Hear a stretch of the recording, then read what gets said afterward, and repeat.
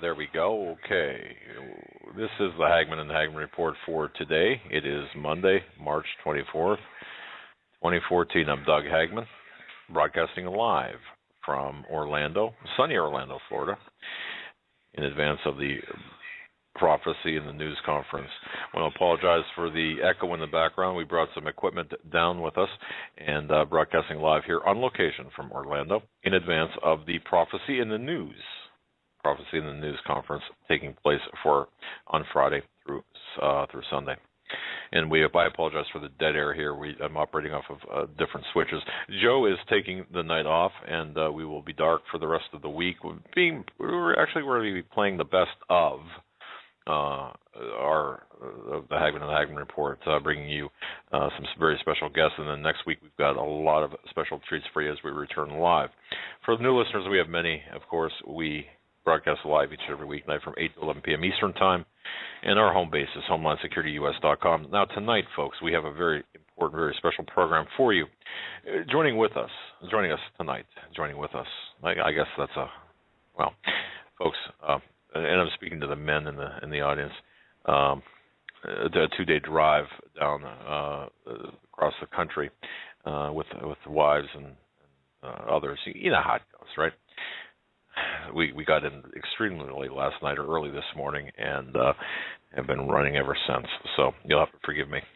Now, that said, I want to welcome V, of course, the guerrilla economist, and Steve Quayle. Let me push the right buttons here to bring them both on. Now that there we go. All right. Flying solo, gentlemen. Steve, are you there? Yes, I'm here. Welcome to everyone, and I'm glad, Doug, you're in the Prophecy, or at the Prophecy in the News Conference, and I think tonight V is going to lay it out for us in such an amazing way of just what to expect now, because this thing is scripted, just like a Hollywood shooting script, and a shooting script is different than a written script in that you have all your camera angles, you have all the images, you know exactly, having storyboarded the film, how each individual image is going to play into the whole moving picture. So I had asked V in an earlier conversation, a 1-minute conversation, if he'd just go straight into the Ukraine with your permission, Doug, and then when he's done, he'll hand it over to me, and we'll share with people just the true state of the world's economy in light of all the lies, denial. Never in the history of the world has so much absolute untruth and the total presentation of lies been so present, yet still the band plays on, the deck chairs are arranged on the Titanic, and people go and watch the Titanic movie while they're on the Titanic, not realizing all that water filling up around their feet is their sinking ship. So, V, are you on? V, yes, gentlemen, I am on. And folks, for those who don't know V, for those who don't know him, of course, V is the guerrilla economist. His website is roguemoney.net, and of course, Steve Quayle. You got to be living under a rock not to know Steve. His website is stevequayle.com. Bookmark both sites and visit them often. V, I didn't mean to cut in your time. Take it away, sir. Hey, no problem, gentlemen. First and foremost, it's great to be on with all of you tonight, and today we're going to go through a narrative, so to speak, and we're going to look at a bird's eye view of the chessboard that's being arrayed in front of all of us. And it's very important that we recognize what's happening and what's transpiring in this world, especially with the geopolitical moves away from the dollar. Oftentimes I said that we are in the midst of seeing the death of the petrodollar, and if you folks haven't had an opportunity to do so, I recommend listening to the last interview that me and Steve did on the Hagmann broadcast about a month ago, where we covered the dead and dying bankers and how those quote-unquote suicided bankers have a lot to do with what's going on as well with this movement in Ukraine. Folks, what we're seeing right now is, it's pretty interesting. I was actually on the phone with W earlier today, and we're kind of batting ideas back and forth and bouncing ideas and just collaborating. We're trying to get an idea from his sources, from my sources, to see and plan out and project what the battlefield, and economically speaking, is going to look like in the next 5, 10, 20 years. And what we're seeing emerging, folks, is something that's very, very important that you guys have got to recognize.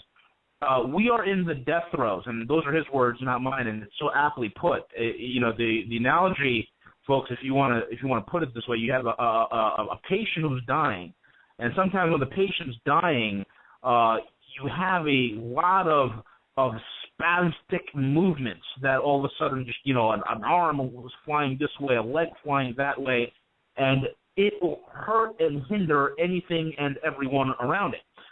That's what we're facing economically, and that's where the United States is. And what I mean by that is this. There's another adage that kind of fits this whole thing perfectly, and that adage is desperate people do stupid things. And, folks, let me tell you about this whole Ukraine thing, okay? Russia anticipated a move by the Western powers on Ukraine probably in the mid to late 90s, okay? Because going into the new millennium, we've seen a lot of the color revolutions, so to speak, all throughout Eastern Europe. We've seen it in Georgia when Saakashvili got elected. We've seen it in Latvia. We've seen it in Estonia and Romania. All these color revolutions where you had these bankster-backed puppets using and working through NGOs with U.S. funds and money and covert operations sent in there to overthrow, subvert, and cause dissent of the population. And, of course, once their puppet has been installed and once the regime has changed, all of a sudden the people begin to witness a massive pilfering, a pillaging of their property, of their wealth, of their nation's resources, their individual freedoms and rights, and that you see that all of a sudden a nation becomes subverted from the potential and hope of being prosperous into a wasteland that is completely destitute with warring factions. And this is not a new playbook. This playbook has been done multiple times. It's been done by the Romans. It's been done by the British. The Americans, we've been doing it very effectively for a long time as well until recently. Folks, the saying goes, you shall reap what you sow. And we are reaping the absolute embarrassment of all of our tactics of subversion blowing up in our face, okay? We went into Ukraine and we tried to overthrow a democratically elected government where in a nation you have a good majority are pro-Russian. You have a nation that has strong cultural and linguistic ties to the Russians, okay? There is a connection that the Russians and the Ukrainians share. That's through St. Cyril, where you get the Cyrillic alphabet, which is a common language and origin language for both the Ukrainians and the Russians. So we're talking about if you can imagine, the Russians and the Ukrainians are kind of like the Americans and the British, cousins, okay? So it's into this situation, and Ukraine is strategically important, folks. I'm going to get into that as well. It's into this situation that the U.S. implants itself, because what we've been following, folks, since the end of the Soviet Union in 1990, in 89 and 90, we've been following a policy of encirclement. We've been following a policy of containment. And right now, the bear's gotten so strong, the bear has woken up thanks to, no less in part of Vladimir Putin. Now the bears, we've rattled the bear's cage. And this time we're being outplayed multiple levels on every single front. They've outspent us. They've, out-strategized us. And they have the boldness and leadership in order to cement themselves in the position of power where they are today. Now, Ukraine, all right, was one time a breadbasket for Russia. It was given, and Crimea was always part of Russia until about, I think, the 60s, when Khrushchev, the Soviet premier at that time, gave Crimea back as a gift to the Ukrainians. And, Khrushchev was Ukrainian himself. So that's the close history between Crimea and Ukraine and Russia. And we all know, following the news, that, Russia has the Black Sea Fleet is stationed right in Crimea and Sevastopol, their naval base right there.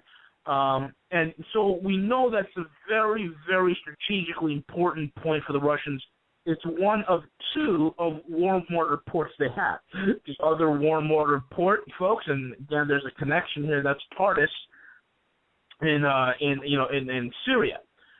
So those two ports are the warm water ports that the Russian Navy uses. So very well that Putin is not, just like he stood firm in Syria, he is not going to allow the U.S. and its Western-backed allies to take Ukraine, specifically Crimea, from him.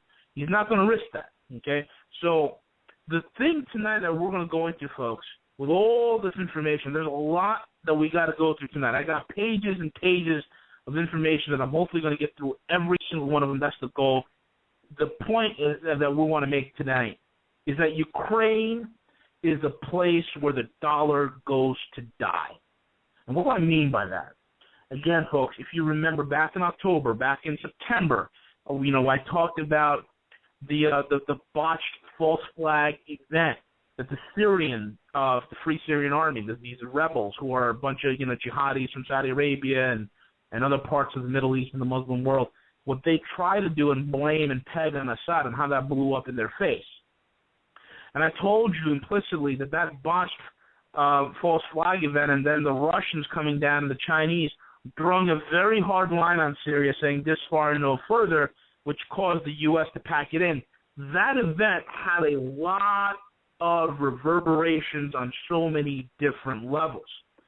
Now, without touching base on all of them, one of the things I want to pinpoint and focus on is the effect that event had on the dollar's supremacy as the world reserve currency. For the first time in a long time, countries who were unsure, countries who were, let's say, in the emerging market, who were at the bondage of the dollar, that did not know what to do because they had to deal with the shackles of the dollar, all of a sudden saw that if they cozy up to the Russians and the Chinese, they no longer have to use the dollar, but that the Chinese and the Russians will protect them, and they will ensure the integrity and the protection of their natural resources. So that's the big thing that happened. It was a reverberation that for the first time, the United States kind of lost its prestige. We lost a little bit. Our image was tarnished. There was a kink in our armor. And that now our enemies realize that we're weak economically because, let's be honest here, we all know the weapon, the sword of Damocles that was hung over our head that caused us to retreat. And folks, this time again, it's very important that you realize that no matter what happens in the Ukraine, we have stepped in it so bad that no matter what the outcome is, and I don't think it's going to be a conflict, okay, and I'll get into why I firmly believe there won't be no military intervention there. But the fact is that we're going to be stepping away from that, away from the Ukraine. And our mere fact of stepping away from the Ukraine, folks, is going to cause the final paradigm shift. And that's what we're going to focus on. The paradigm shift that will occur with the U.S. failure in the Ukraine is not something that's going to be indicative or can be measured by what a stock index like the Dow does or the S&P or the NASDAQ, but it will be something that will be sensed in the body politic of the global community. It would be something that will be sensed within the global economy as the U.S. will lose its last and final prestige. And those nations which sat on the fence for so long, wondering, should we jump this dollar ship? Should we get on board with the massive, huge trade zones and trade unions that are forming throughout the globe? This paradigm shift is going to cause those nations to finally get off the fence. They're going to finally wash their hands and the dust from the U.S., and they will firmly run into the embrace of the Russians and the Chinese. And that's where we're going to kind of go tonight, folks. Steve.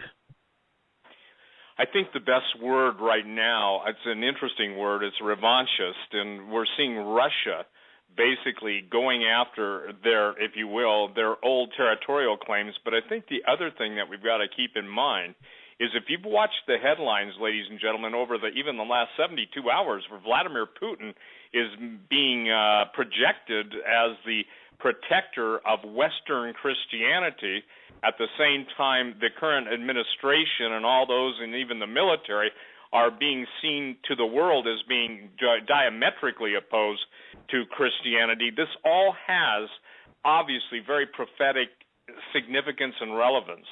It's interesting to me that as V details out the situation in the Ukraine, especially the relationship of the money, I want to give you the famous statement in history that Rothschild made when he said, "Give me control of a nation's money and I care not who writes its laws."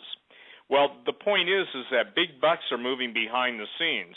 And whether we like to admit it or not, major corporations, whether it's a Russian energy conglomerate or it's the biggest oil companies in the world, Exxon and others, they all have their place in, I would say, the prophetic checkerboard or chessboard that V started out the program with. The problem is right now is that America is being held in contempt. That contempt means to be, there's no way to really understand it except you could use disgust, revulsion, the entire presentation of what used to be Pax Americana, which would be more, I don't know what the Latin word for plunder is, but plunder Americana. We are now reaping what we've sown. And again, it's critical for people to understand this, that the entire Eastern European breakaway nations that were of the former Soviet Union or under their sphere are now terrified to death because they saw what has happened in the Ukraine. And I'm kind of with V at this point. No one can challenge the Russians in a non-nuclear environment, man for man. NATO, you want to know what NATO is? NATO is right now going to be probably, in my opinion, the top generals of NATO are probably being bought off behind the scenes. And someone says, what do you mean by that? If you remember Saddam Hussein's generals during the Gulf War, we, the United States, bought off a lot of his major military movers and shakers. In essence, we gave them so much money that they didn't even have to worry about it anymore, and most of them either fled to Switzerland or other countries around the world with, multi-million and tens of $1 million. So when I'm seeing the Ukrainians go over, and obviously, as V pointed out, a lot of the, especially Crimeans, are Russian by ethnic origin or by choice. The point being is that NATO is now faced with a challenge that they cannot deal with in lieu of the pathetic leadership of the West. I think, V, what's incredible to me is the completely obvious transparency of the taking down and taking part of the U.S. military, first on moral grounds, and obviously we all know don't ask, don't tell has turned into what one author said, flaunt it and be proud of it. But not only that, the battle lines now are being drawn in all realms, in the financial realm, in the physical realm, and in the spiritual realm. It's almost like the command that Joshua gave the children of Israel, choose ye this day who you're going to follow. And that's what it's going to come down to all of us. And here's what it comes down to in the economic front. There's so many voices out there, and yet day after day, week after week, month after month, V and I get the same questions from different people. Well, what about my future? What about my 401k, IRA? We've heard about all of the things that have gone on, ladies and gentlemen, and watched them in real time, where bank deposits were taken by the banks, and basically people went to bed on Friday, and by Monday morning they were wiped out or pretty close to it. It's the realignment of nations, and 70% of the world's most prominent and prosperous economies are saying no to the dollar. Now go back to Kyle Bass's interview with one of the financial advisors to Barack Obama, and and I use the name on purpose, and you see that they're going to kill the dollar. The whole idea is this, and this is V, and I'm going to turn it right back over to you to get people to understand. If the foundations be destroyed, the righteous can do nothing. And while the West sits basically licking ice cream cones, riding bicycles with those little caps on, the world looks at the West as being weak. Japan will be suing behind the scenes for peace. There's a whole lot of double-crossing going on, a whole lot of triple-crossing going on, and a whole lot of quadruple-crossing going on. And what's going to happen? America is going to be isolated unto judgment. Now, I've said that for 20 years. You can understand, V and Doug, a lot of people didn't like to hear that. And I'm going to even go into further detail tonight after V's laid it out, what I see coming, because what I see coming now is so tragic that it's hard for the average American to wrap their mind around it. So, V, I think it's important that people understand that Vladimir Putin, KGB colonel, obviously spy master, obviously, and most of you probably never could forget if you ever saw it in the first place, that when Ronald Reagan was getting into his limousine, you had a picture of Vladimir Putin, pretty stout and pretty buff, right next to him, within feet of him. I think that was the first selfie for people to understand. That was their way of saying, look at how close we can get to your leaders. And hopefully later on in the show, Doug, we'll talk about even some of the talk radio show hosts that you and I specifically have tried to warn. This is all relevant, ladies and gentlemen, to warn of actual plots and schemes against them, only to have people close to them that happen to be very evil and wicked men try and undermine you and I and our warnings to them. We'll talk about that. But betrayal is the order of the day, and now Poland, the entire Eastern Bloc nations are panicked. Poland can call up 7,000 reservists, but that's nothing. And as most people who know the lay of the land of Poland knows what a blitzkrieg means from history. So basically, all of our promises, all of our former help, they're dismissing it right and left. So people are making deals. I'm talking countries are making deals, and I believe even Russia offered to divide up the Ukraine to Poland and some of the other countries that they just come on board. Did you see that, V? No, I didn't get a chance to see that. Well, so I'm going to turn it back over to you now, because don't you believe the great disconnect is that daily we become isolated, we become exposed. I'm talking United States. The lack of leadership, the lack of military leadership, the ability to respond. I believe this, and I think I've read a prophecy on the air a couple of months ago on Doug's program, but enemies from within and without. It's a full court press, and we're ready to be toasted. And so the Dow Jones Industrial Average, understand, ladies and gentlemen, that's nothing more than a hypnotist pendulum. That's all it is. It's nothing more than a hypnotist pendulum. The manipulation of gold and silver, we'll get to that, is nothing more than the transfer of wealth from the West to the East by using all of the crooked machinations of trading and of offsetting credit and balance accounts. And basically what it boils down to is this. The money from the West is going all to the East. The Chinese will back the gold yuan or the gold renminbi, and with Russia trading their oil and natural gas, and I say this, V, I think Vladimir Putin can put the end to the West financial system in 1 hour, and I don't know how many keystrokes, but they're about ready to do it. Wouldn't you say? Absolutely. So this is the way it's transpired, and just to give you guys a geostrategic understanding of what's going on. When I said earlier that the Russians have been anticipating a Western move against the Ukraine, it's because, we in the Eastern blocs, they were anticipating. And not only were they anticipating, they're ready for it. Now, the question is, why the heck are we in Ukraine? Well, simple.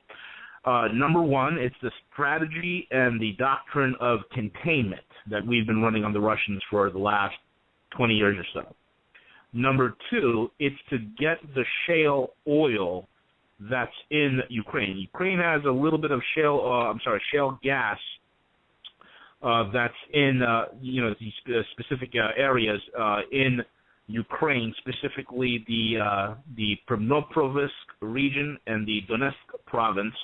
Those are where the eastern shale gas lies. Okay. Now, one thing you got to know about shale, and anybody living in Pennsylvania with the Marcellus shale over there knows about hydrofracking. Okay, we know about the environmental disaster that hydrofracking does. I talked to a prominent oil executive who actually has his oil company. It's probably one of the biggest ones operating right now in the Marcellus Shale in Pennsylvania. And the gentleman flat out looked me in the eye and said, well, fracking is safe. All the chemicals that we use to pump into the water table, it's the same chemicals that you would have underneath your kitchen sink. I looked the man dead in the eye and said, will you drink what's underneath your kitchen sink? And at which point he abruptly stopped. But the point that I bring up is this. It's been an environmental disaster, and it doesn't cause that big of an impact into a nation's energy needs. It's just a drop in the bucket. It's not enough, okay? But that's not going to stop a whole bunch of idiots from going into the Ukraine and try to control their shale gas. The other thing also is the thing with Ukraine is that they feel that they can go ahead and control the pipeline flows of natural gas from Russia into the hot European markets. Because, like I said back in October, Europe is the actual prize that they want. Europe is the prize. And so they will do anything they can to control the pipeline, the energy flow, get the shale gas, contain Russia. These are all the strategies that are permeating. All of these are strategies of an idiot. Just like they try to control the pipelines and the pipeline deals that are being set up in Syria, and they failed miserably in that, they're failing in this as well, folks. And what I mean by that is this. Just because you can control the valves on a pipeline does not mean you control the source. It is the equivalent of you owning your home, and you don't pay your water bill for a few months, and all of a sudden the utility company, which is the source, comes down and shuts off your water. Now, you can control the faucets all you want, but you don't have control of the source. And that's what these idiots are failing to understand. That's how drunk and hubris they are. And this is my point of desperate people doing stupid things. Secondly, the shale gas. Who do they put in charge of the shale gas program? Well, they put two guys in charge, Igor Kolonomsky and the other gentleman by the name of Serhiy Tartua, both of whom are a bunch of neo-Nazi thugs, and both of whom are dual citizenships. They're Ukrainian and Israeli, okay? So there's a lot of intelligence operations going on, a lot of double-crossing going on, like what Steve mentioned, okay? So when you look at the Ukraine, right, a failed, botched attempt. You have neo-Nazis controlling this, the majority of the power structure that's coming into play. And, of course, you have the oligarchs and the Western-backed puppets. Putin, what he did was masterful. The man took out the entire eastern half of Ukraine, Crimea, and he annexed it without a single shot being fired, without any sort of bloodshed. And that right there is a marvel, folks. The Russians were paying $90 million a year to lease out that naval base. Now, that naval base no longer has to be paid. It's theirs, totally and entirely. The other thing that's beautiful is what the West missed, is that there's great natural gas deposits right in the Black Sea in Crimea. So the annexation of Crimea was a very, very strategic move energy-wise as well. It means that not only does Putin have a navy there to protect those energy rights, but he has all the drilling rights off the coast of Crimea. A very, very powerful move indeed. So now what is the West going to do? Well, they got their hands tied. Folks, I will tell you right now, Ukraine, you could already write it off as a failure. We cannot field any troops. Logistically, it will take us at least till July, maybe even August to get any sort of sizable number there. And number two, the Russians there, folks, that's their home turf. You don't win wars against a well-equipped military in their own home turf. It's a suicide mission. So that military option, folks, is off the table. So what's left for the West? Oh, you hear the talk. You hear the bellicose language coming out of John Kerry, the Mr. Ketchup Man. And what does the Ketchup Man do? Well, the swift boat Ketchup Man says that they're going to go ahead with sanctions against Russia and ban them from the G7 and the G8. Who cares? The G8, folks, for those that don't know, the group of 8 is the most, or I'm sorry, the G7, and the G8 is the 8th as being Russia, but the G7 itself is the most broke insolvent club of losers on the planet. You want to talk about a group of countries and nations who have the most broken down, run down economies? All you have to do is look at the G7, headed by the U.S., headed by the British, the French, headed by even the Germans. You want to talk about insolvency? There you go, folks. And they're gonna, and there's idle threats of, oh yeah, we're gonna ban you from the G8 and the G7. Who cares? The real power, folks, is the G20. That's where the real power is. And I don't know if any of you guys heard what the Chinese delegation did at the G20 meeting in Australia. One of the heads of Chinese banking, he got up there, and he basically told that after the U.S. delegation got up and calling the kettle calling the pot black, the U.S. delegation got up and said to the Chinese, oh, you got to fix your credit markets. You got to do something to fix those bubbles that you have. And all of a sudden, the Chinese delegation got up and says, you need to fix your economy. You are living off the printing press. Those are his own words. You are living off the printing press. You do not have an economy based on industry, but on paper. Folks, that was a language that was so brazen and loaded that the world heard that. The 20 largest economies in the world heard that. And the U.S. delegation, most of them just walked out. Because what else can they do? What else can a group of losers do? And that's what happened. This thing with the Ukraine, it's over. What's going to happen in Ukraine? I'm going to tell you exactly what's going to happen in Ukraine and all its eastern neighbors. The biggest thing what they try to do is topple with the emergence of what's called the Eurasian Trade Zone. And the Eurasian Trade Zone, folks, is one of the biggest trade zones. I think it comprises anywhere between 12 or 14 time zones. And the Eurasian Trade Zone is being put together by the Russians, and it's being fashioned and festooned by Vladimir Putin himself.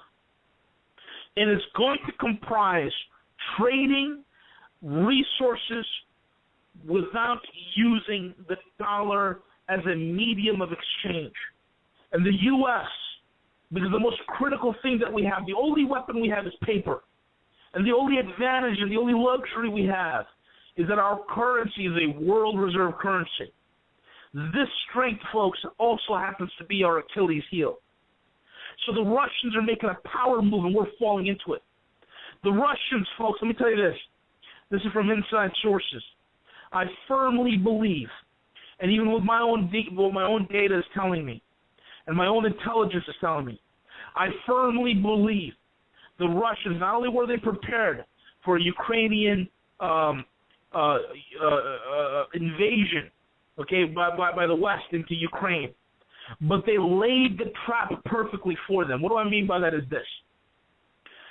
During this whole entire social upheaval that was occurring in the Ukraine, all of a sudden, a well-armed, well-funded police force that is pro-Russian suddenly stands down and mysteriously disappears back into the woodwork. All of a sudden, a bunch of unarmed civilians were able to storm the governmental headquarters. They were able to storm the presidential villa long after, of course, the president has been gone. But who gave the stand-down orders to the cops? Who told the pro-Russian cops to stand down? And I believe that a lot of the intel is pointing that Putin allowed this to happen because it would be a gigantic mess. Because he's already secured Crimea. He knew he had Crimea. As soon as this thing started, he knew he was going to take Crimea. He knew he was going to decapitate the whole entire Western move and the dollar in one shot. And this is it. Because of what he's done, and because the West, particularly the U.S., we like to create monsters that we can't control. He knew that we're going to get a whole bunch of neo-Nazis. He knew that the only allies that the U.S. has working in the Ukraine are neo-Nazis, are self-absorbed oligarchs, and a few social idealists. That's it. It is of no threat to the Russians. It is of no threat to the Russians. And so when the UN, the U.S. when the U.S. and NATO came in with their NGOs and the $5 billion that they dumped into this whole entire program, all Vladimir Putin had to do was annex Crimea, which he already had in his back pocket, and then watch the destruction. Because what's going to happen in Western Ukraine is this: it is going to turn into a wasteland in the next 15 to 18 months.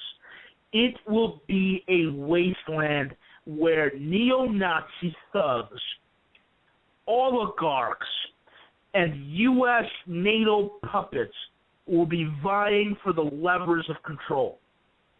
It will be just like how Kosovo is. It will be a den of thieves. It will be a deposit for narcotics and narcotics trafficking. It will be a central hub of sex traffickers. It will be a central hub for organized crime. This is what happens when the U.S. goes in, or NATO or the UN goes in to change a regime. A country goes from a second or first world status into a third world hell. And that's what's going to happen.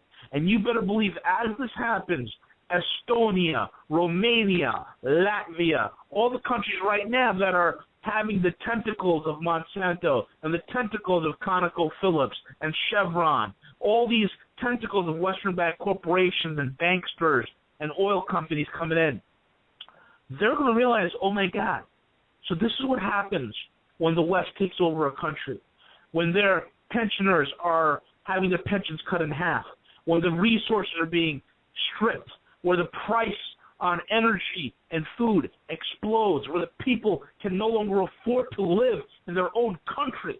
So this is what happens.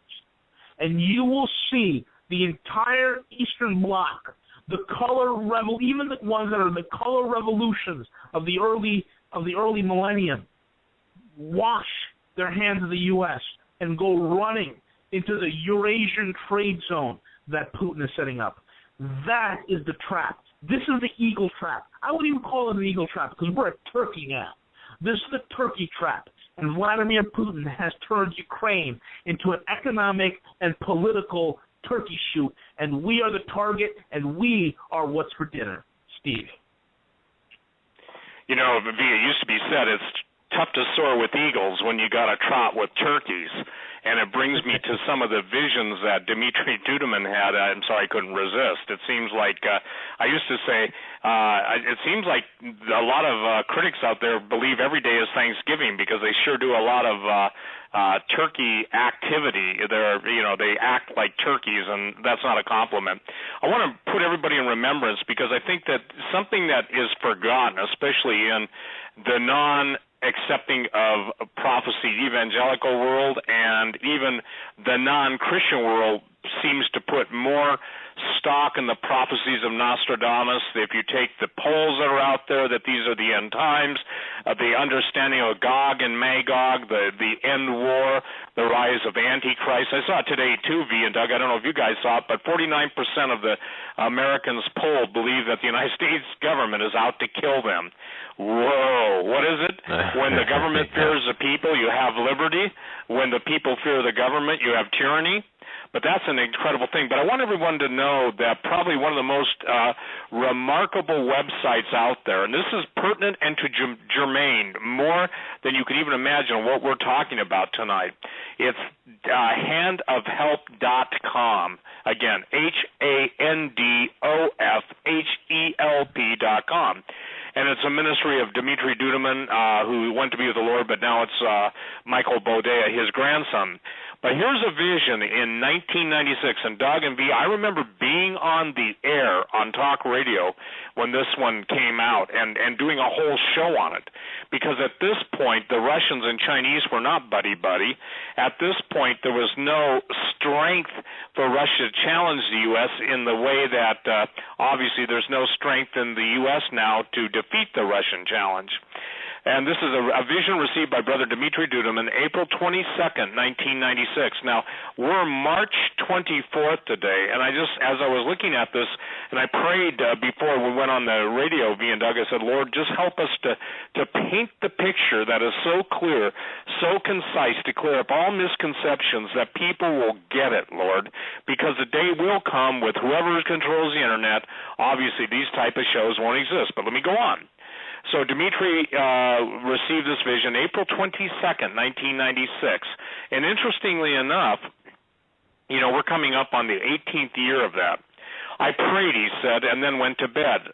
I was still awake when suddenly I heard a trumpet sound. A voice cried out to me, "Stand." In my vision, I was in America. I walked out of my home and began to look for the one who had spoken to me. As I looked, I saw 3 men dressed alike. 2 of the men carried weapons.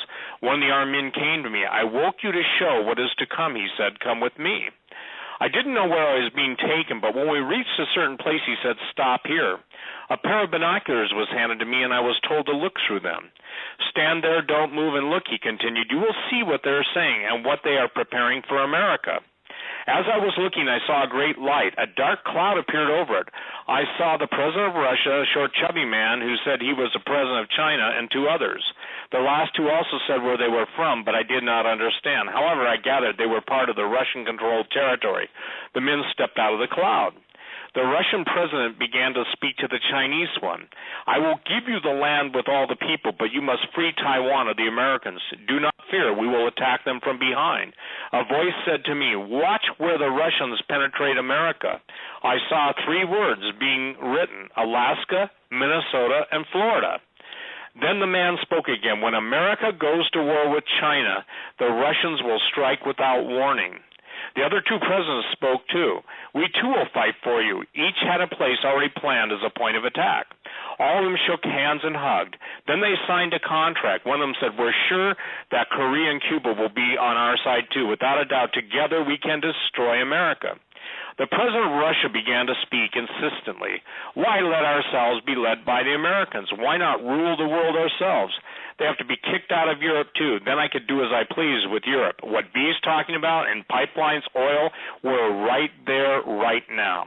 The man standing beside me asked, "This is what you saw. They act as friends and they say they respect the treaties made together.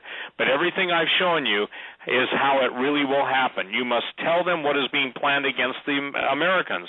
Then it will come to pass that people will remember the words the Lord has spoken." "Who are you?" I asked. "I am the protector of America. America's sin has reached God. He will allow this destruction, for he can no longer stand such wickedness.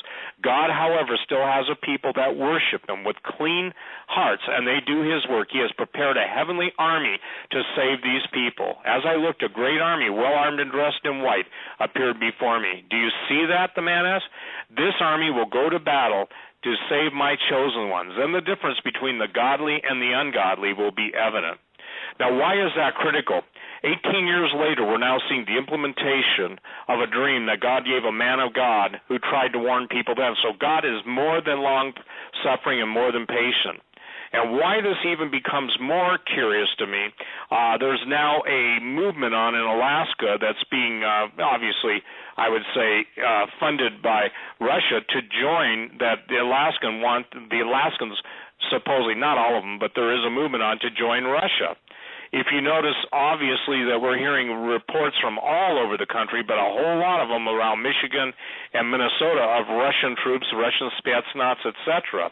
Then Florida and the entire East Coast. Now, in the last week, Doug, we've had Russia's top spy tugboat, and it's not like the little tugs you see on the Hudson River, reports of subs.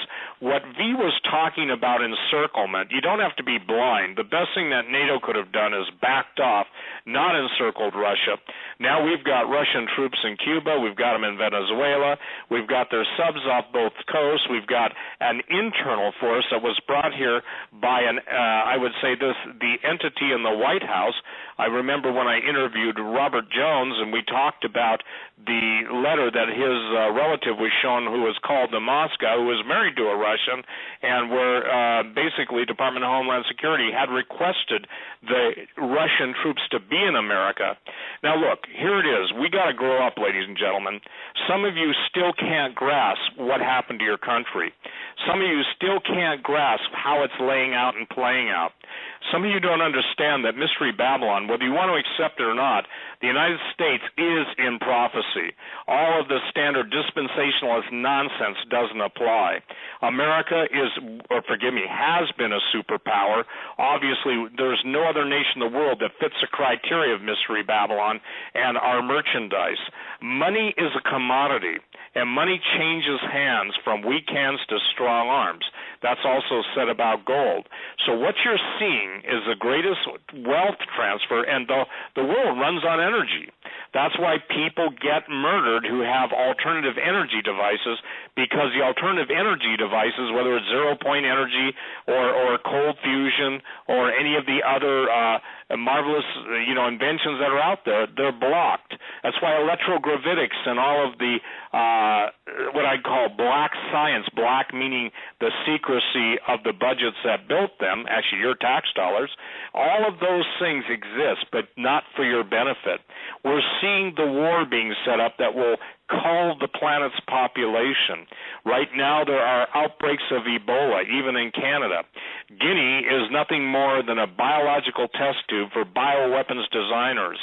This is why you're seeing multiple strains of Ebola. I wrote the book, Breathe No Evil, I think pretty well now, Doug, 15 years ago at least. I would say maybe longer than that, but 15 years at least. And people would not accept then the chemical, biological weapons. Nuclear weapons, you get a flash and a bang and you get residual radiation. When you release a CBW, chemical biological weapon, whether it's chemical, and by the way, biological, when I say CBW, I'm not saying they're all the same thing. I'm just saying that you can use chemicals to facilitate the dissemination and aerosolization of bioweapons. So when I'm seeing all of these outbreaks, I'm suspicious. When I hear of multiple, strains of Ebola, Marburg, or variations thereof, I know what's going on. Because if you understand the contempt the Illuminati has for the global population, we're talking about 5 to 5.5 billion people that have to be destroyed. It doesn't, I get V, and I don't know if you get them too. Why didn't you guys ever talk about the Bilderbergers or the Committee of 300 or this or that? That's 20-year-old news. We're talking about World War III. We're talking about the end of the United States. We're talking about treason. We're talking about murder. We're talking about invasion. We're talking about the whole issue of the United States being able to exist. And when you've got 70% of the world and you've got the BRIC nations, Brazil, Russia, India, China, and then you've got everyone else that's now seeing that they're being double-crossed, you're seeing the intentional, and I say this, the intentional rape, pillage, and plunder. Doug, what really was astonishing to me? Under the Bush administration, the skull and crossbones, it's amazing. We have the pirate movies, Pirates of the Caribbean, Disney. But what was so funny is all along it was so plain to see. That's why I came up with that little statement. I don't know if you'd call it a rhyme or whatever. Rape, pillage, and plunder. The United States is going under. And it's going under in such a way that you cannot print your way out of this dilemma. The rest of the world is going to turn on the United States. Years ago on your show, Doug, I said the United States will become a hissing, and every day that becomes more and more pronounced. What B is laid out is the total abandonment of not only the United States, but people will run to the biggest umbrella of protection, and that is going to be a variation of Russia or China or both. And the sides are being picked, and the globalists are going to bring about the war, the Third World War, to bring on their man of peace. That's why you're seeing all the concessions from Rome, one world religion. That's why you're seeing all the treachery and the treason within the evangelical church of Chrislam. That's why you're seeing it all. It's all playing out. So, ladies and gentlemen, the word stand your ground is even more imperative than you've ever imagined in your entire life. So what we're trying to get people to understand tonight, V in laying out the expert global and geopolitical functionaries that are taking place in this, I'm trying to share with you that this stuff has all been planned for years, and now it's playtime. I think it's there was an interesting statement in the Mad Max movies. I think it was the one with Tina Turner. I don't remember. There was so many years ago, but where she was saying, maybe it was the one about the dome, but it's And that's where we're at. Fantastic, Steve. And Hello? I just want to. Yep. Yes, yeah. Sorry about the delay. We are, folks. I just want to remind people we are on location in Orlando, Florida, and some of the equipment we have to just kind of work with what we've got. So, you know what, Steve? You called this, and if I remember this correctly, you called this about 15 years ago. This U.S. versus Russia, or Russia v. U.S. and the Russian-Chinese alliance, and all the geopolitical affairs throughout the Middle East, the Levant, even the Eastern Eurasian. And then, and this is something else. V, you came on last year, and right about this time, maybe a little bit earlier last year, and you laid out a very similar scenario, and people at that time didn't believe that this could happen. But what we're seeing, and correct me if I'm wrong, here we've got about 7 minutes before the top of the hour. Correct me if I'm wrong, Pete. Are we not seeing an assault against the United States, or I shouldn't say United States, but against the U.S. dollar, the petrodollar, as a response in an that was launched, a war that was launched by the West, by America, by NATO. And this is why Benghazi was so important, or is so important in Syria, and all of this. This started in earnest here in the last, really, 24 months. Yeah, this is when all these things are coming to a head. You look at 2008, you have the market go bust. And since 2008, they've been trying to, plug all the holes in the dam, and there's just not enough putty or enough fingers or enough mortar to close up all the holes, and the water's about to breach through. That water, folks, that's breaching through, that's about to bust the dam, is all the currency that we've been printing since 2008. It's all that currency that's been put out into the world markets and the Forex exchanges that are coming home to roost. And that's why we're seeing the dollar up high. I mean, think about it. Why do you think that, as they're printing to oblivion, the dollar still stays at a very high rate? It's simply because all that currency that's floating out there is coming back home, creating a temporary rise in purchasing power. Now, this is a mad dash scramble now that's occurring to maintain the illusion of the dollar supremacy. And I've said this before. Your Ponzi scheme is only as good and lasts as long so long as you give the illusion to the investor and they have confidence in your quote-unquote investment. Once the confidence is gone, it's game over. The scheme falls apart, and you're exposed as a con man for who you really are. Now, this is what's happening with the dollar. The confidence is the Achilles heel. And what the Russians and the Chinese have done so brilliantly is expose it to the maximum. Now, last month when I was on, I talked about the largest oil deal done between Russia's Rosneft, which, folks don't realize it's the largest oil company in the world. It's, 2 or 3 times bigger than ExxonMobil, bigger than Royal Dutch Shell.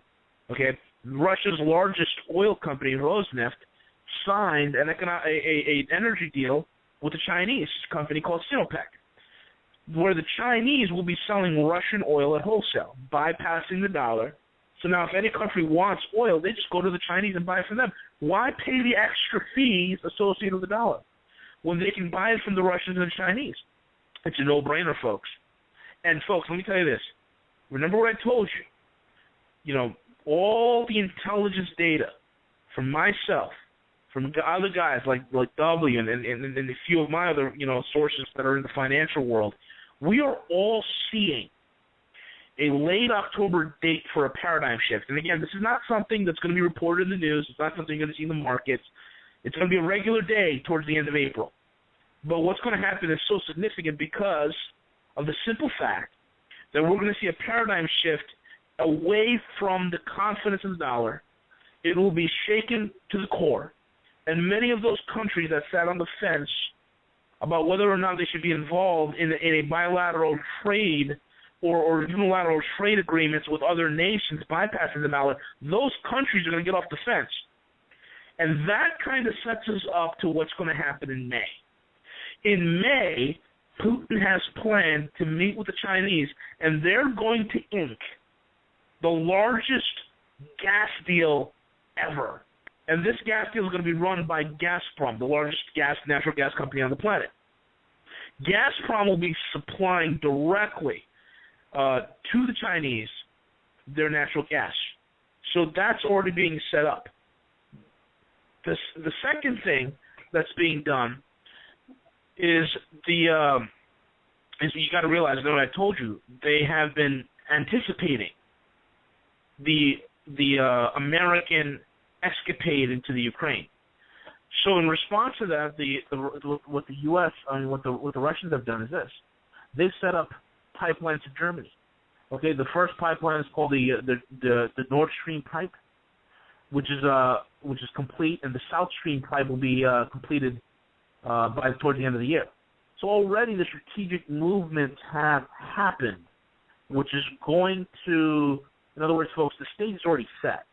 And if the Russians and the Chinese decide that next week or next month they want to put to bed the dollar forever, they can do it. End of the dollar right now, or whenever. Yep. Whenever. Exactly. Okay, all right. I just want to bring people's attention, and Steve, I think we had talked about this before, and folks, if you haven't heard this before, it's really interesting. A gentleman by the name of Dr. Dennis Cuddy was one of the world's foremost experts on the New World Order. Back in 1973, he wrote a memo describing the means for the social control over the world's population by deliberate economic and political destabilization, so that later he called it the debt leash could be used to strangle a rebellious nation into submission to global governance. And this has been the standard operating procedure of the Illuminati, of the people behind the power. And this is what we're seeing right now. We're seeing all of this come into effect. Or seeing this playing out, the global control through the international banking system that controls all of the central banks, the Federal Reserve itself, and the international bankers, the CFR Trilateral Commission, Zygmunt Brzezinski, and don't forget his daughters and media. But isn't it interesting? Everything is controlled. But these various think tanks which control the Republican, Democrat, all parties, it doesn't matter, Republican, Democrat, or whatever, they've actively promoted numerous things to take out the dollar. And now this political destabilization, that's not limited just to the United States, but all across the world. I mean, we got our mitts into everything. And I'm just so thankful that Steve Quayle and V, the Guerrilla Economist, are here to talk more about exactly what's taking place. With that, gentlemen, just hang loose here. We are up against the top of the hour. We get about wherever the bankers are. You know, it's interesting because a simple statement from Jesus, the love of money is the root of all evil, it's also the control of all evil. And again, when you've got the control of money, and what we've done under U.S. foreign policy in the School of the Americas and our placing of some of the most brutal, torturous, murderous dictators in the world, in the history, have been funded by us, only to be taken out at a later date. You know, Doug, it's like reading the headlines on a given day. Everything now is going bad in America. I remember talking when V and I were on together months ago, and forgive me, I don't remember each show by date, but I do remember the shows by content. And I said, you're going to look to the left and it's going to be coming at you. You're going to look to the right, it's going to be overtaking you. You're going to look behind you, it's coming up upon you. You're going to look in front of you and it's being crashing down upon you. And that's what's happening, whether it's a landslide in Washington or whatever, the order of the day, the terror of the day, the train wreck of the day, the airplane wreck of the day. And by the way, let me just share this with everyone. There's a great article on Veterans Today, and I put up an alert. Over the weekend, I talked to two people. One was a Special Forces guy, and I talked through a cutout so that he couldn't be tied to me in any way and harm his identity. And former NOC. NOC is somebody that used to work for the agency, and I'm talking CIA, who's been retired for a long time. Actually, another three-letter agency. But the point being is that not one report, and this is critical, what V and I are trying to do is share with you the truth. Not one report, and I don't know if you knew this, Doug, maybe you did, V, I didn't know this, but every engine that Boeing makes from a certain series of aircraft on not only has the ICAR system on it, but they also have transponders in the engine that you cannot shut off. Doesn't matter what the pilot does or doesn't do. The minute the engines go on, they are transponding, and they are transmitting their location. General McEnry, I can't pronounce his name very well, basically retired lieutenant general, basically said immediately that plane was in Pakistan. It doesn't matter where it ultimately is. There are people saying it's in Diego Garcia. But the whole point of the argument is simply this. If you understand that the pilot was wearing Democracy is Dead T-shirt, if you understand what the 777 can do and who was on it, the lies upon lies upon lies. How can telephones be broadcasting if they're in the water and still be transmitting? Because wherever they were, at some point somebody's phone picked up a signal, even if it was only short enough to land. Now they're being told, Malaysian government is texting everybody, notice how brave they are, that all their loved ones are dead. This is an operation of heinous, disgusting, and wicked proportion. And I got to tell you, there's a great article. Now, look, when I post articles, it doesn't mean I endorse. Grow up, people. Grow the you-know-what up. You've got to use your own discernment. You've got to seek God, those of you who are Christians, for His wisdom.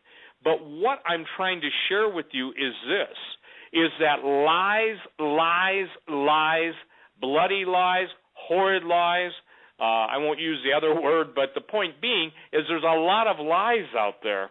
And so when you see cover-up after cover-up, going back to the transponder, before I put that up on my alert, I don't know. Doug, did you know that engines had transponders in them? I did not. No, not until the missing plane, and all of a sudden we know a lot more than about the aircraft. Right, but I doubt you knew it, because that's kind of a classified thing. V, did you know that the engines had a transponder in them independent of any pilot control? Yeah, I did. Okay. Well, I think you're too humble sometimes, but that's a good thing. I forget you were a defense analyst, so you know that. So here's the thing. Boeing even intimated they knew where the plane was at, but no one ever questioned them. Meantime, Punch and Judy, the seven dwarfs of network TV are continually showing you these fuzzy grained, and by the way, I have used some of the most sophisticated thermal imaging equipment that exists that isn't classified, and I can tell you this, what they're showing you is you'd swear you bought it for $198 out of a Russian surplus store after the breakup of the former Soviet Union. There are cars, Audi's geothermal, not geothermal, forgive me, but their night vision system on their cars is so detailed that you can see stars in the sky and you can see clouds in the sky. Those of you who drive Audis, which basically have that feature, or whatever car has a night vision, ability, they have incredible resolution. So when I'm seeing fuzzy crates flying and I'm seeing just these inane pictures on and on ad nauseum of airplanes over the specific areas of the ocean, whether it's off the coast of Australia, Indonesia, Straits of Malacca, whatever. The point is, it's can I say this? It's snot, it's vomit, it's vulgar, and it's excrement. How's that for disgusting? It is such a batch of Bravo Sierra that there's no nice way to say it other than that. And that's what the people accept in the United States as truth, because after all, the networks would never lie. So what we're seeing now is something in play that I quite candidly didn't think you would see a whole nation. And obviously there's a small percentage of people that get it. But if lieutenant generals and all their sources are telling you something, who are you going to believe, them, or are you going to believe the network vomit brokers? Unless, and here's the practical point for tonight, I'm going to turn it right over to V, unless you turn off your bloody, and I mean bloody TV, that thing with the dial, the remote, and the telepresence in your life will put you into a state of a brain numbness that will ultimately be responsible for your death. I believe that whether you want to look at it, you can look it up. The patents are on there. I've posted stories on my website, and you can just go do a search. You start using Start Page or iXQuick. Don't use Google. Use some of these other search engines that allow you to search without having your IP recorded. But if you want to really know what's going on, if you were to even grasp the ramifications of 5 of the most important mind control weapons, you'd see it's in what you watch, it's in what you hear, and it's in what you're exposed to day in and day out.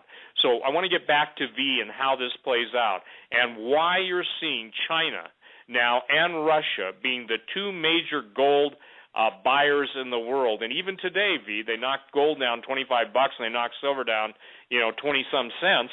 And people say, well, how can they do that?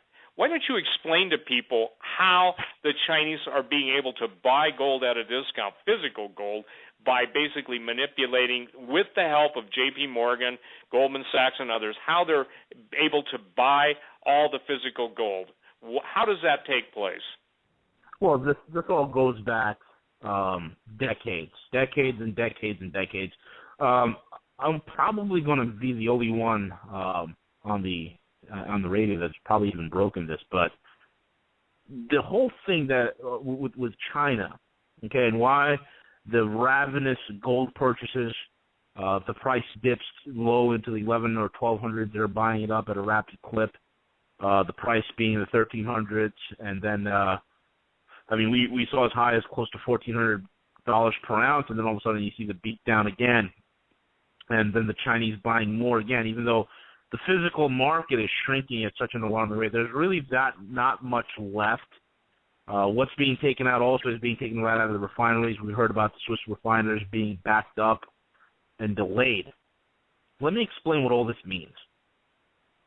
Years ago, folks, decades ago, the Chinese have placed a significant amount of their gold fortunes, their gold wealth, into the European and British banks. Okay, the Bank of England, they placed it into the various French and German banks, Swiss banks. And so when the globalist forces had this idea to go ahead and create the EU, the European Union, that they've been working on for the last, prior to that time, about 40 years or so, they wanted to really bring it to play. And in order to float the bonds that were needed to get this thing going, what they did is they pledged as collateral the Chinese gold that was in the BOE and that was in the Swiss funds.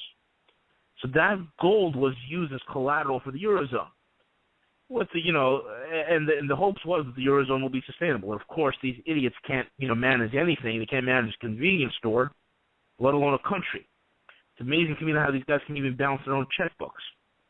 But what, of course, happens is they take the Eurozone, they run it into the ground. The Chinese gold is gone. The banksters have confiscated it.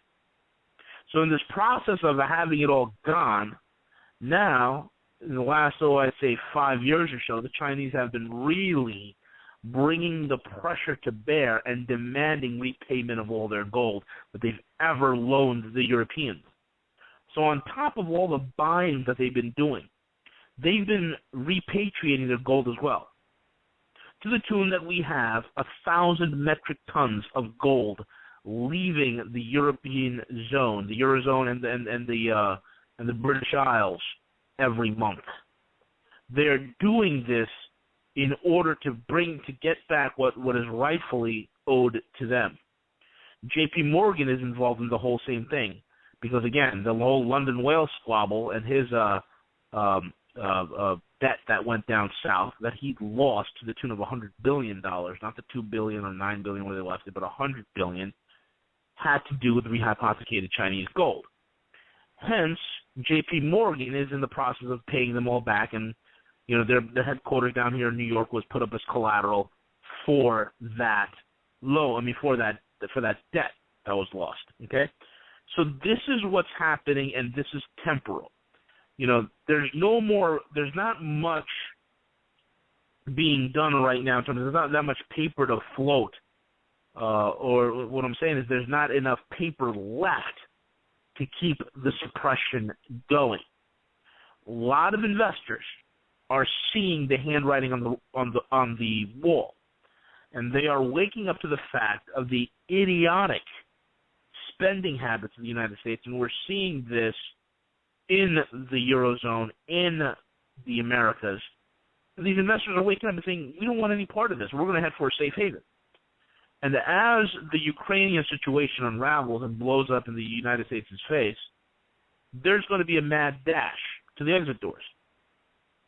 Now, this is why those who have hard assets will win. Why? Well, folks, let me explain to you the type of world we're transitioning towards, and this is very important. Because of the grand mess that they have created in paper, okay? And one thing that you want to call these globalists, these elitists, these powers that be, these New World Order types, is they need paper to manipulate. Without paper, they don't have any power. Paper equals power to these punks, all right? Hence, since the founding of this country, our struggle is not really with the British governments per se.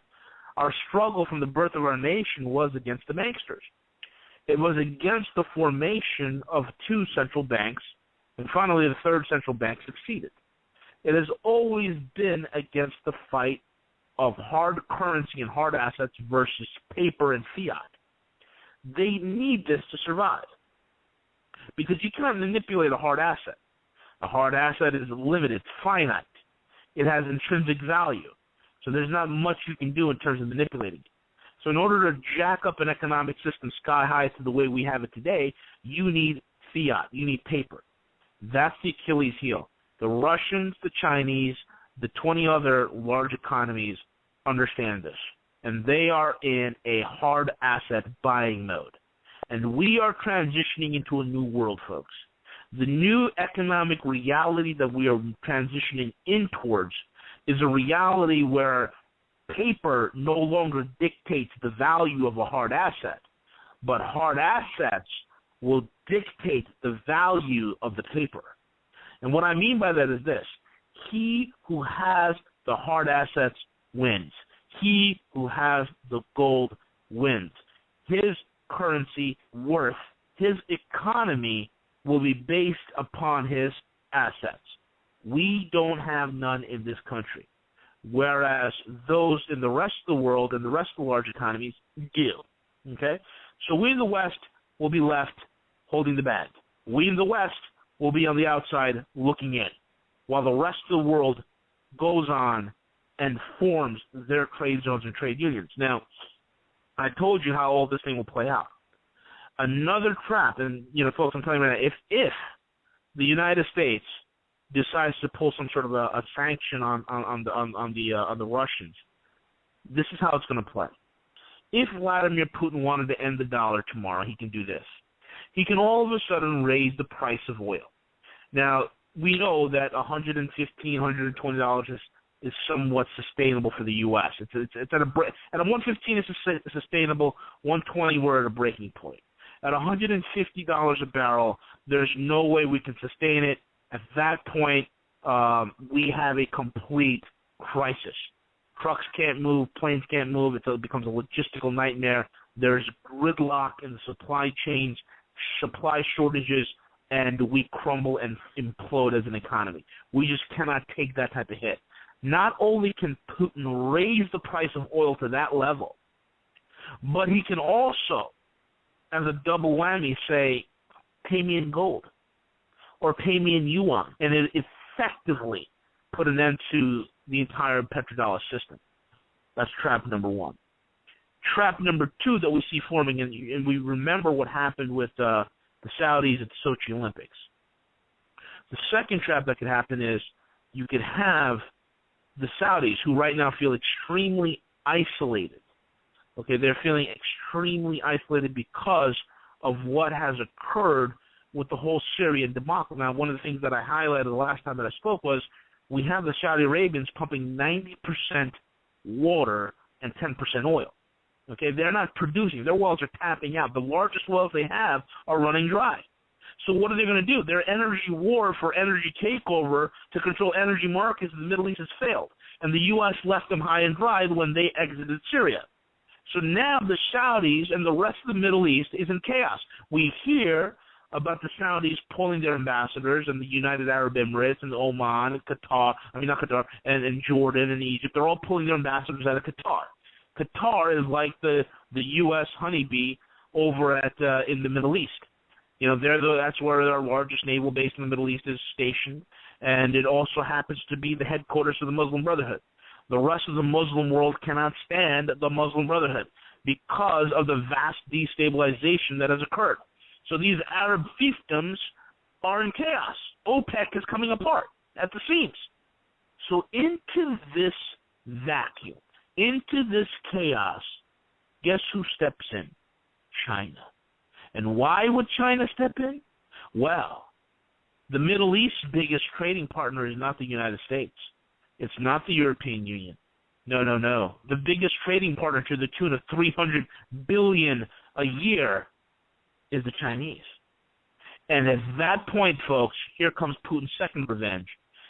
The Saudis that have once threatened Putin at the Sochi Olympics, all of a sudden will be taken by their nose and forced to participate, because right now their life has to depend on it, in a yuan-backed or a petro-yuan. This is what's occurring, folks. And I'm not even going to get into, actually I'm going to get into the biggest trade agreement ever being penned right now as we speak, and that's RCEP. And no one's talking about it. RCEP is the world's largest regional trade agreement. Now, we heard about when Obama went to the ASEAN nations. That's, Singapore, Thailand, Philippines, Malaysia, Indonesia, and Vietnam. And he went over to the ASEAN countries. There's 10 members in ASEAN. And he was kicked out. In about a day and a half, he was kicked out. And he came back home. Because the ASEAN told him, go take a hike. We don't need you. You guys are old news. We don't want the dollar. We'd rather trade among ourselves. Well, RCEP, RCEP, 10 members of the ASEAN countries, and combines them with China, Australia, India, South Korea, New Zealand, and guess who else? Japan. That's right. The Japanese who are on life support, there's somebody in that government that has a brain that's finally starting to think that, hey, maybe we need to make nice with the Chinese. Maybe we need to, because they are, after all, our largest trading partner, maybe we need to make nice with them. And the Japanese are turning towards the east, folks. The second largest bond market in the world, and America's closest ally in the Pacific region, is turning east towards China. And they're signing backdoor agreements to get this done. Let me tell you what this looks like. Let me tell you, I just gave you names of countries. Let me show you the numbers here. What I mentioned in RCEP is 60% of global GDP. That's right, boys and girls. That's bigger than the United States and Europe combined in GDP.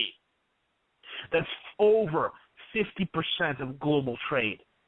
And that region contains over 70% of global manufacturing. Now, you explain to me, why in the world do they need the dollar? Explain to me what sole purpose can the United States even serve in this trade zone? Exactly nothing. And the second biggest trade zone, which comprises 13 or 14 time zones, is the Eurasian trade zone. And that's a huge trade block. And guess who's going to be involved in that too? Germany. That's right. Germany will be leaving the Eurozone. They pay lip service to the European Union, but they'll be leaving the Eurozone. And you're going to see them hitch their wagons to the Eurasian trade zone. And between those two trade zones, it's over with. And that's why I said in 2012 and 2013, every single trade agreement that's been hammered out had nothing to do with the dollar. It had everything to do with yuan convertibility and gold-backed settlement. That's it. So think about this, folks. People say, well, V, what about the West? Well, let me tell you something. There are certain elements in the West that are waking up. My contacts in the city of London have specifically told me, V, we will not support a single sanction against the Russians. We won't support it. We'll pay lip service, but we won't support it. The reason why we won't support it is simple. We love Russian money. And, folks, if you've ever been to London, I'll tell you this right now. I've been there. There is a great deal of Russian investment in the city of London. There's a great deal of Russian real estate that's owned in London.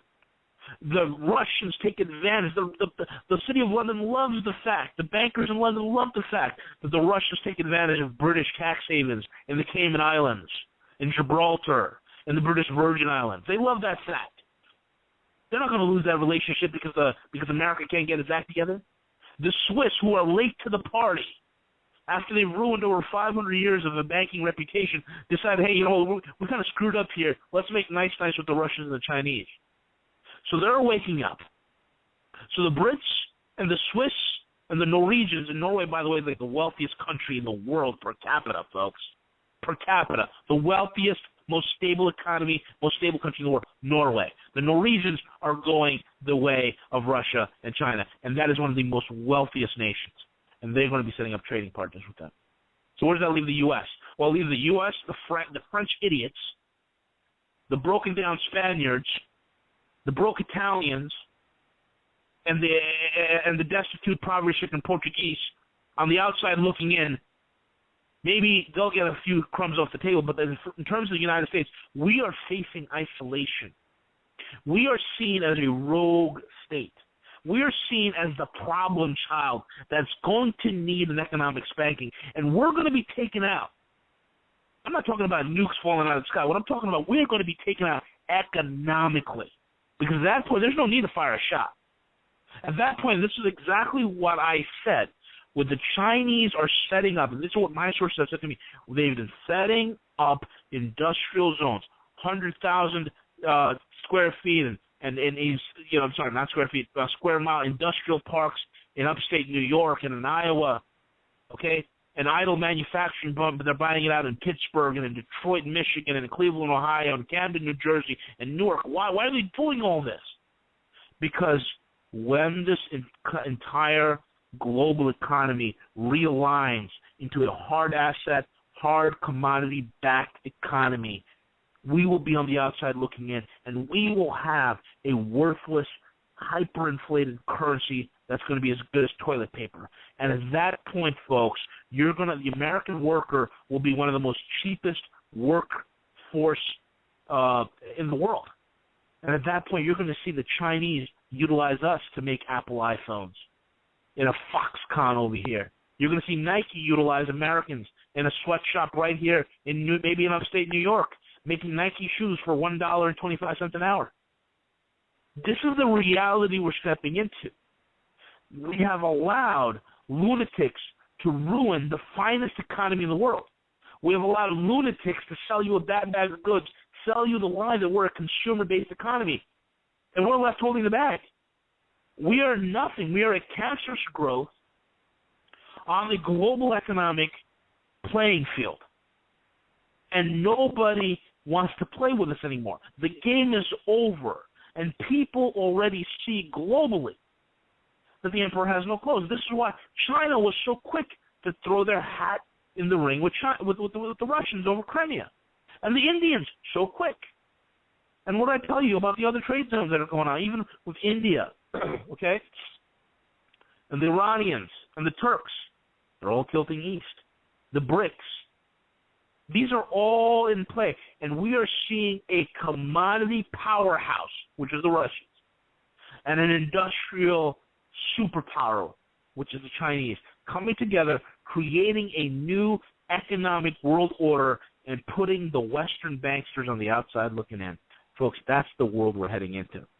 And they hold all the cards. Yep.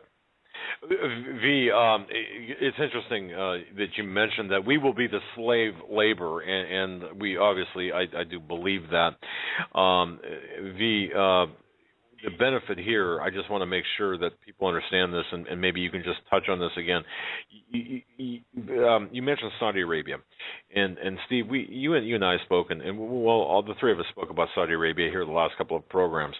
The Saudis saw what we did in Egypt, and of course they weren't too impressed. And I'll get emails after a program like this, Steve and V, from people saying, well, China, China, their economy is a little bit rough, and, they hold a lot of U.S. paper, whatever. But the fact of the matter is, how do you fix a bad economy? Well, two words, cheap energy. In a way, are we not seeing Saudis being pushed into the arms of China, V? Yes, absolutely.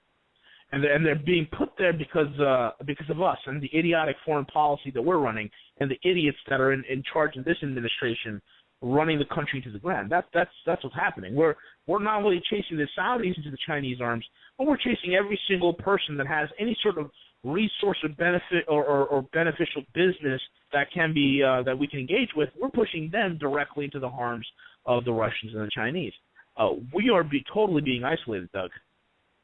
Gotcha. And Steve, we've talked about this too. I'm just going to toss it back to you, Steve. Oh, by the way, I just want folks to know, and in fact, Steve and V, I'll tell you this. I did not get a chance to tell you this before. And ladies and gentlemen, emails that I'm getting, thank you very much for your emails.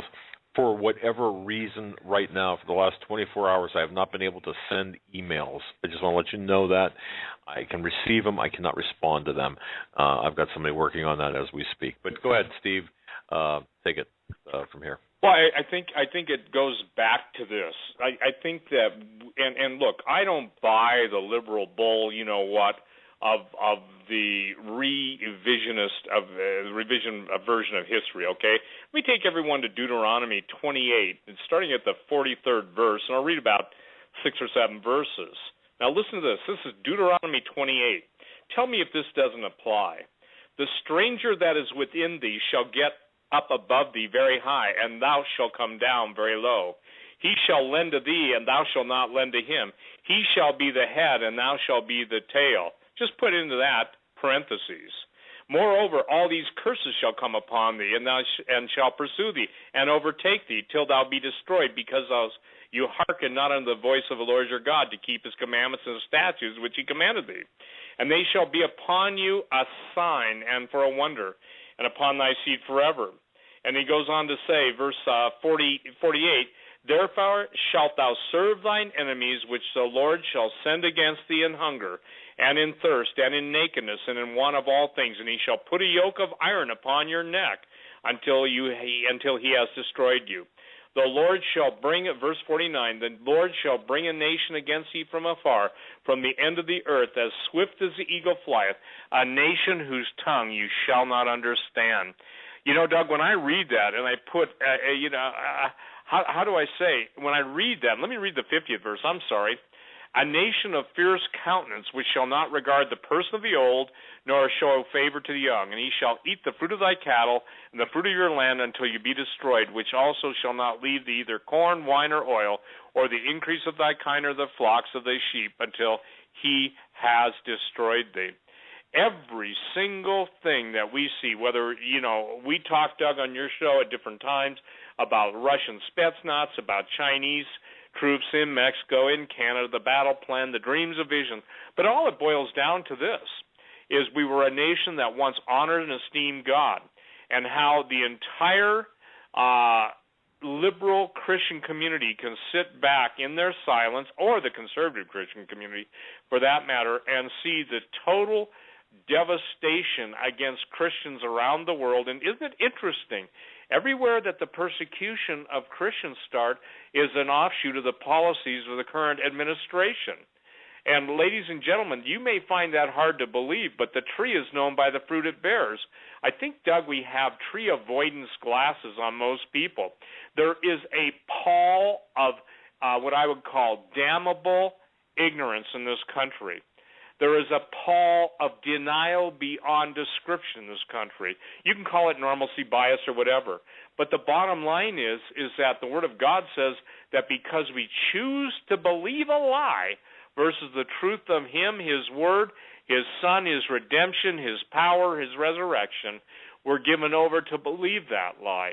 And I can only tell you this, that the only answer for being given over to believe a lie is either one, destruction, or repentance. And you know, I hear that we get a lot of flack, especially after last week's show, from, quote, evangelicals. Well, who do those no accounts think they are? Hey, you're right, we're no accounts, but the one thing we're provoking somebody who thinks they're big shots in the evangelical world is to consider your ways. This whole country could not have gotten into the mess it's in except the fish rots from the head first. The pulpits are silent. I think it was good night. One of the famous evangelists, and Psalm from David's harp. I can't think of the guy's name right now. Charles Finney, who said that when America or any nation's destroyed, it's because of corruption in the pulpit. Need I say more? You go to Drudge, and you have one of the leading Catholic judges. The statement he makes is that this administration is totally responsible for anti-Christian bias throughout the world. And yet you see the people, you know, who voted for him just shouting and clapping that he's their savior. I would like to remind every person of color, white, black, or any other color schemes that Jesus is savior and God, not the state. Therein lies the problem, and because we have done these things, look, it can't get any plainer. The stranger that is within thee shall get up very high, and thou shalt come down very low. He shall lend to thee. China has lent to us, and thou shalt not lend to him, and he shall be the head, and we shall be the tail. And unfortunately, the tail is what really, how should I say this, is not the best part of the body when it comes to being able to see what's going on. Unfortunately, most people have to extricate their eyeballs from where they shouldn't be, and I'll say it tactfully, and begin to see the real world around them, because it's not the pretty picture. And until they get hungry, until their kids go to sleep, whining, crying, and Daddy, I'm hungry, or Mommy, until we see blood in the streets, till we see just the innocents slaughtered and then righteous people mowed down, I don't think outside of repentance on the order of Nineveh is going to change anything. What B is giving everybody tonight is a warning. You're hearing an analyst, you're hearing an analytical approach to explaining the chessboard, right? And you're seeing the moves and counter moves, but it all means you're in deep trouble. You know, Doug, I tried to get people years ago to realize that food they would buy at one price would give them an inherent raise in their cost of living. In other words, they would be able to buy food at one point in history and not have to spend more at a latter point in history. Well, that was met with, you're just trying to sell fear to sell food. Well, now, you know, eat your heart out, because obviously hamburgers approaching $4 a pound, and beef is the highest it's been since they started keeping track of it. And little by little, in Deuteronomy, it talks about the fields being smitten. It talks about the fruit of the land and all the labors, and that the nation which thou knowest not will eat up, and you will be crushed and oppressed. I got news for you. That's where we're at. And until people get it, and I'm afraid it's too late to get it, the few that can hear will hear, and to hear and to act. And look, it is scary, but it's not scary if you put it in the context of faith. And I take on my critics and those who say, you guys sell fear to sell gold or silver or food or whatever. No, we're telling you what the smart people who are going to destroy this country are doing, and we're saying don't be a victim, and by all means don't be a refugee unless you can be a refugee led by the Spirit of God out of this country and be able to take what God has given to you with you. And continue on, because right now I believe that we are at, let's just say this, we're at moments of mercy, and when the moments of mercy over, the flurry of evil will fall upon us, just as that landslide in Washington came quickly. And by the way, the name OSO, one of my friends who's an intercessor, Beata, said that stands for bear. And instantly she got it, that just as the landslide came out of no place and covered the land in that area, so will this invasion and so will our demise cover us fastly.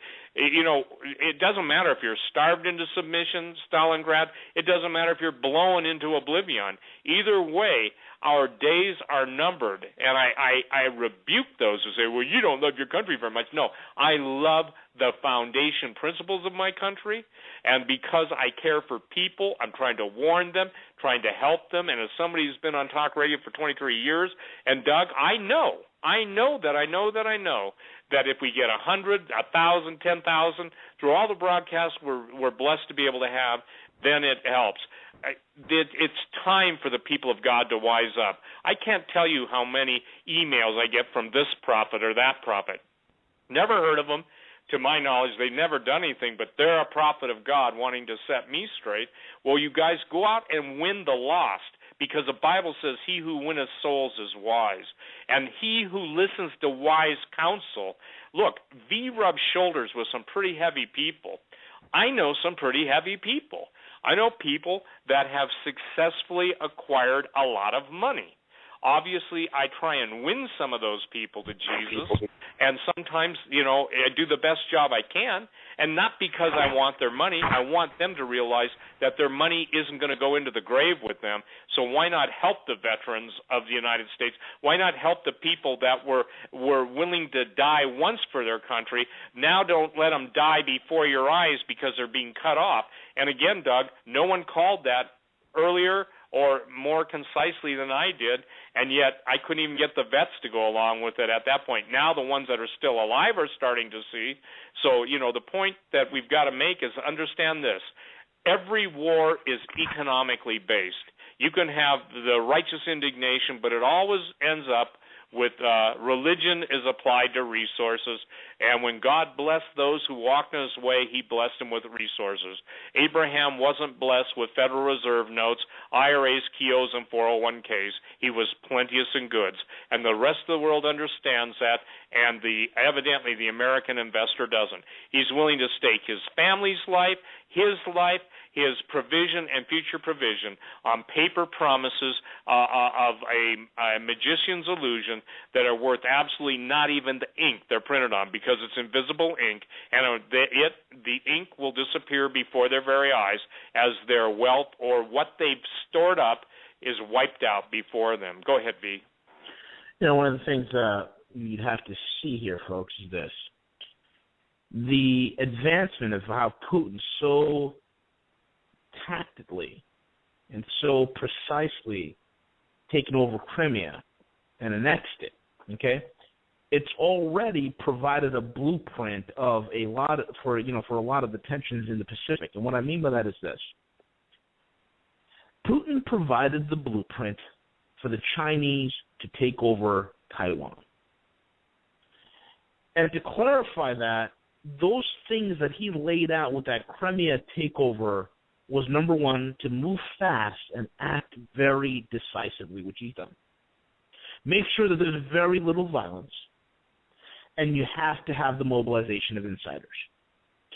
This Crimea fall will not only reverberate to a massive embarrassment of the United States, which will cause a great paradigm shift towards the end of April, which by the 2015 we will be on the ropes economically and financially speaking, where you will see a dollar dump happening faster at a faster rate. And then you will see strongholds of either U.S. alliances or treaties or partners or commonwealths or whatever have you, assets, like Taiwan, fall back into the hands of the Chinese, and nothing will be done. Okay? Let me tell you something, folks. Losing China and losing Ukraine was more strategically grievous to the United States than Taiwan ever will be. So if the United States did nothing but turned its tail and ran from Syria, if they did nothing but sit there and watch as we get absolutely pummeled and embarrassed, because there's really nothing we can do. The servant is always a slave, okay? The borrower is always a servant to the lender, so to speak. And a creditor nation such as Russia is to the United States the creditor nation will be always able to pull the strings. So there's not going to be no great action on part of the United States to strike at the heart of Russians or try to take or overturn the moves in Crimea. There's nothing that's going to be done. And just as that will turn into a massive embarrassment, you can see in the Pacific the U.S. doing nothing. Will the Chinese take over the Senkaku Islands, which will occur, and it will occur very quickly because the Chinese are mobilized for a very fast, short war to take the Senkakus if need be. And I think the Japanese will probably just give it to them, or they will come into some sort of an agreement where the Japanese will quote unquote hold the island, but give the drilling rights all over. Hand all those drilling rights over to the Chinese companies like PetroChina or Sinopec. This is what's going to happen. Taiwan will be integrated because Putin just gave the Chinese their playbook. And the U.S. will sit on the sidelines and do nothing. You know, I said earlier in the broadcast, desperate people do stupid things. One of the most stupidest things ever done was the TPP, the Trans-Pacific Partnership. And the TPP, I like to call the toilet paper protocols. And the toilet paper protocols was some idiot's great idea. Hey, let's start a trade union in Asia, but let's exclude China. And let's make sure that trade agreement has language in there that only benefits the U.S. Well, good luck with that. Because the TPP is pretty much dead, DOA, dead on arrival. No one has anything to do with it. So these motions, and now we're working on the Atlantic version of the TPP, and that's not going to go anywhere. It doesn't matter what they do with the Atlantic version, because all you have left is a bunch of broke countries sitting around trading paper all day, while the rest of the world is accumulating massive amounts of wealth, where there are more billionaires being made and millionaires being made in China and in Russia and in India than anywhere in the United States or even in the West. And we're sitting on the sidelines watching this whole entire thing go by, folks. Okay? That's where we're at. And this transition is something that people have to prepare for. Okay?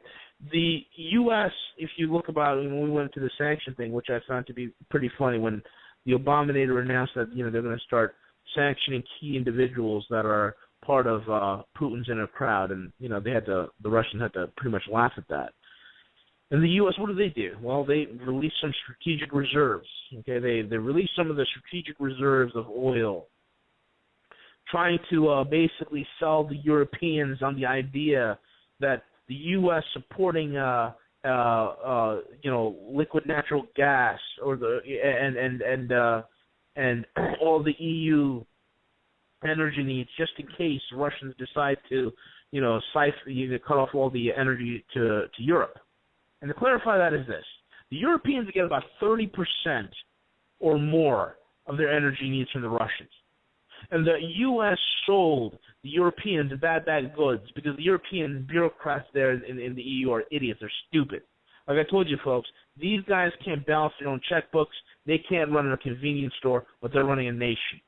So the U.S. convinced these guys, because we got the best salesmen working for us, that, hey, no problem, support this little NGO subversion takeover of Ukraine, and don't worry about the Russians cutting off the gas supplies, because we have gas supplies over here in the Marcellus Shale and in the hydrofracking we're doing all over the place over here in America. We'll be able to supply, and we'll release some of the oil that we have at our strategic petroleum reserves, and that should help alleviate your market. And that was the carrot that the U.S. put on the end of the stick to assure the Europeans that they won't have any sort of an energy crisis when Gazprom decides to, hey, you know what, we're going to cut off supplies.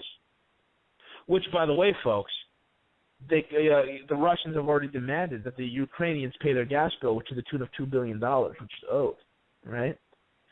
So we're seeing all these things happen, and in response to the United States saying, hey, you know what, John Kerry and Mr. Barry O saying that we're going to put sanctions on Russian key diplomats. Well, the Russians said, okay, fine, we'll just dump $105 billion of your treasury bonds, and that's exactly what they did on March 12th. They dumped $105 billion worth of our treasury bonds directly on the market. And they don't care, folks. You see, because here's the thing. The borrower is always a servant to the lender. And he who has the gold wins. So there's no problem there. The U.S. aggression is pretty much the final straw. And they will move, and I'm talking about the world, especially the emerging markets. They will move in accordance to contain them and isolate the United States. This is a bad, bad predicament. Okay, when you're having all these trade zones set up, and we don't have any part of it. And folks, earlier in the broadcast, I talked about Syria. I talked about the Ukraine. These are strategic pivot points. Okay, Syria, Ukraine, Turkey, Iran, and the Koreas are strategic pivot points. And these pivot points that we're lost, that we pretty much lost them, these pivot points are the very channels, and I want you folks to listen very carefully to this, what I'm about to say. These pivot points are the very channels from which all the hard assets and resources will flow and are remediated.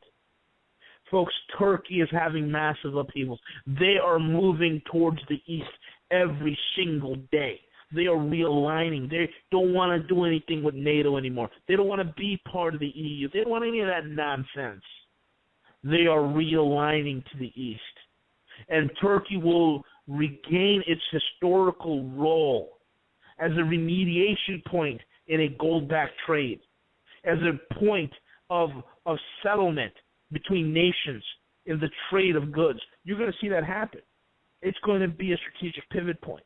Crimea, or East Ukraine, folks, as it's going to be called pretty much, will be a strategic pivot point in the whole entire Eurasian trade zone that's emerging. This is huge, huge, massive news. The pipelines, it will be done by the end of next year, the 2015 in Syria, okay, is a pivot point.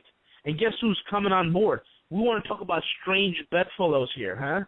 Israel is going to be signing agreements with the Russians and the Iranians to partake with the Syrians in this energy deal, because there's some smart people in the Knesset that are starting to wake up, and they're trying to figure out, hey, you know what, being following the bad boy on the block and being the junior bully in the neighborhood, it doesn't quite work out well.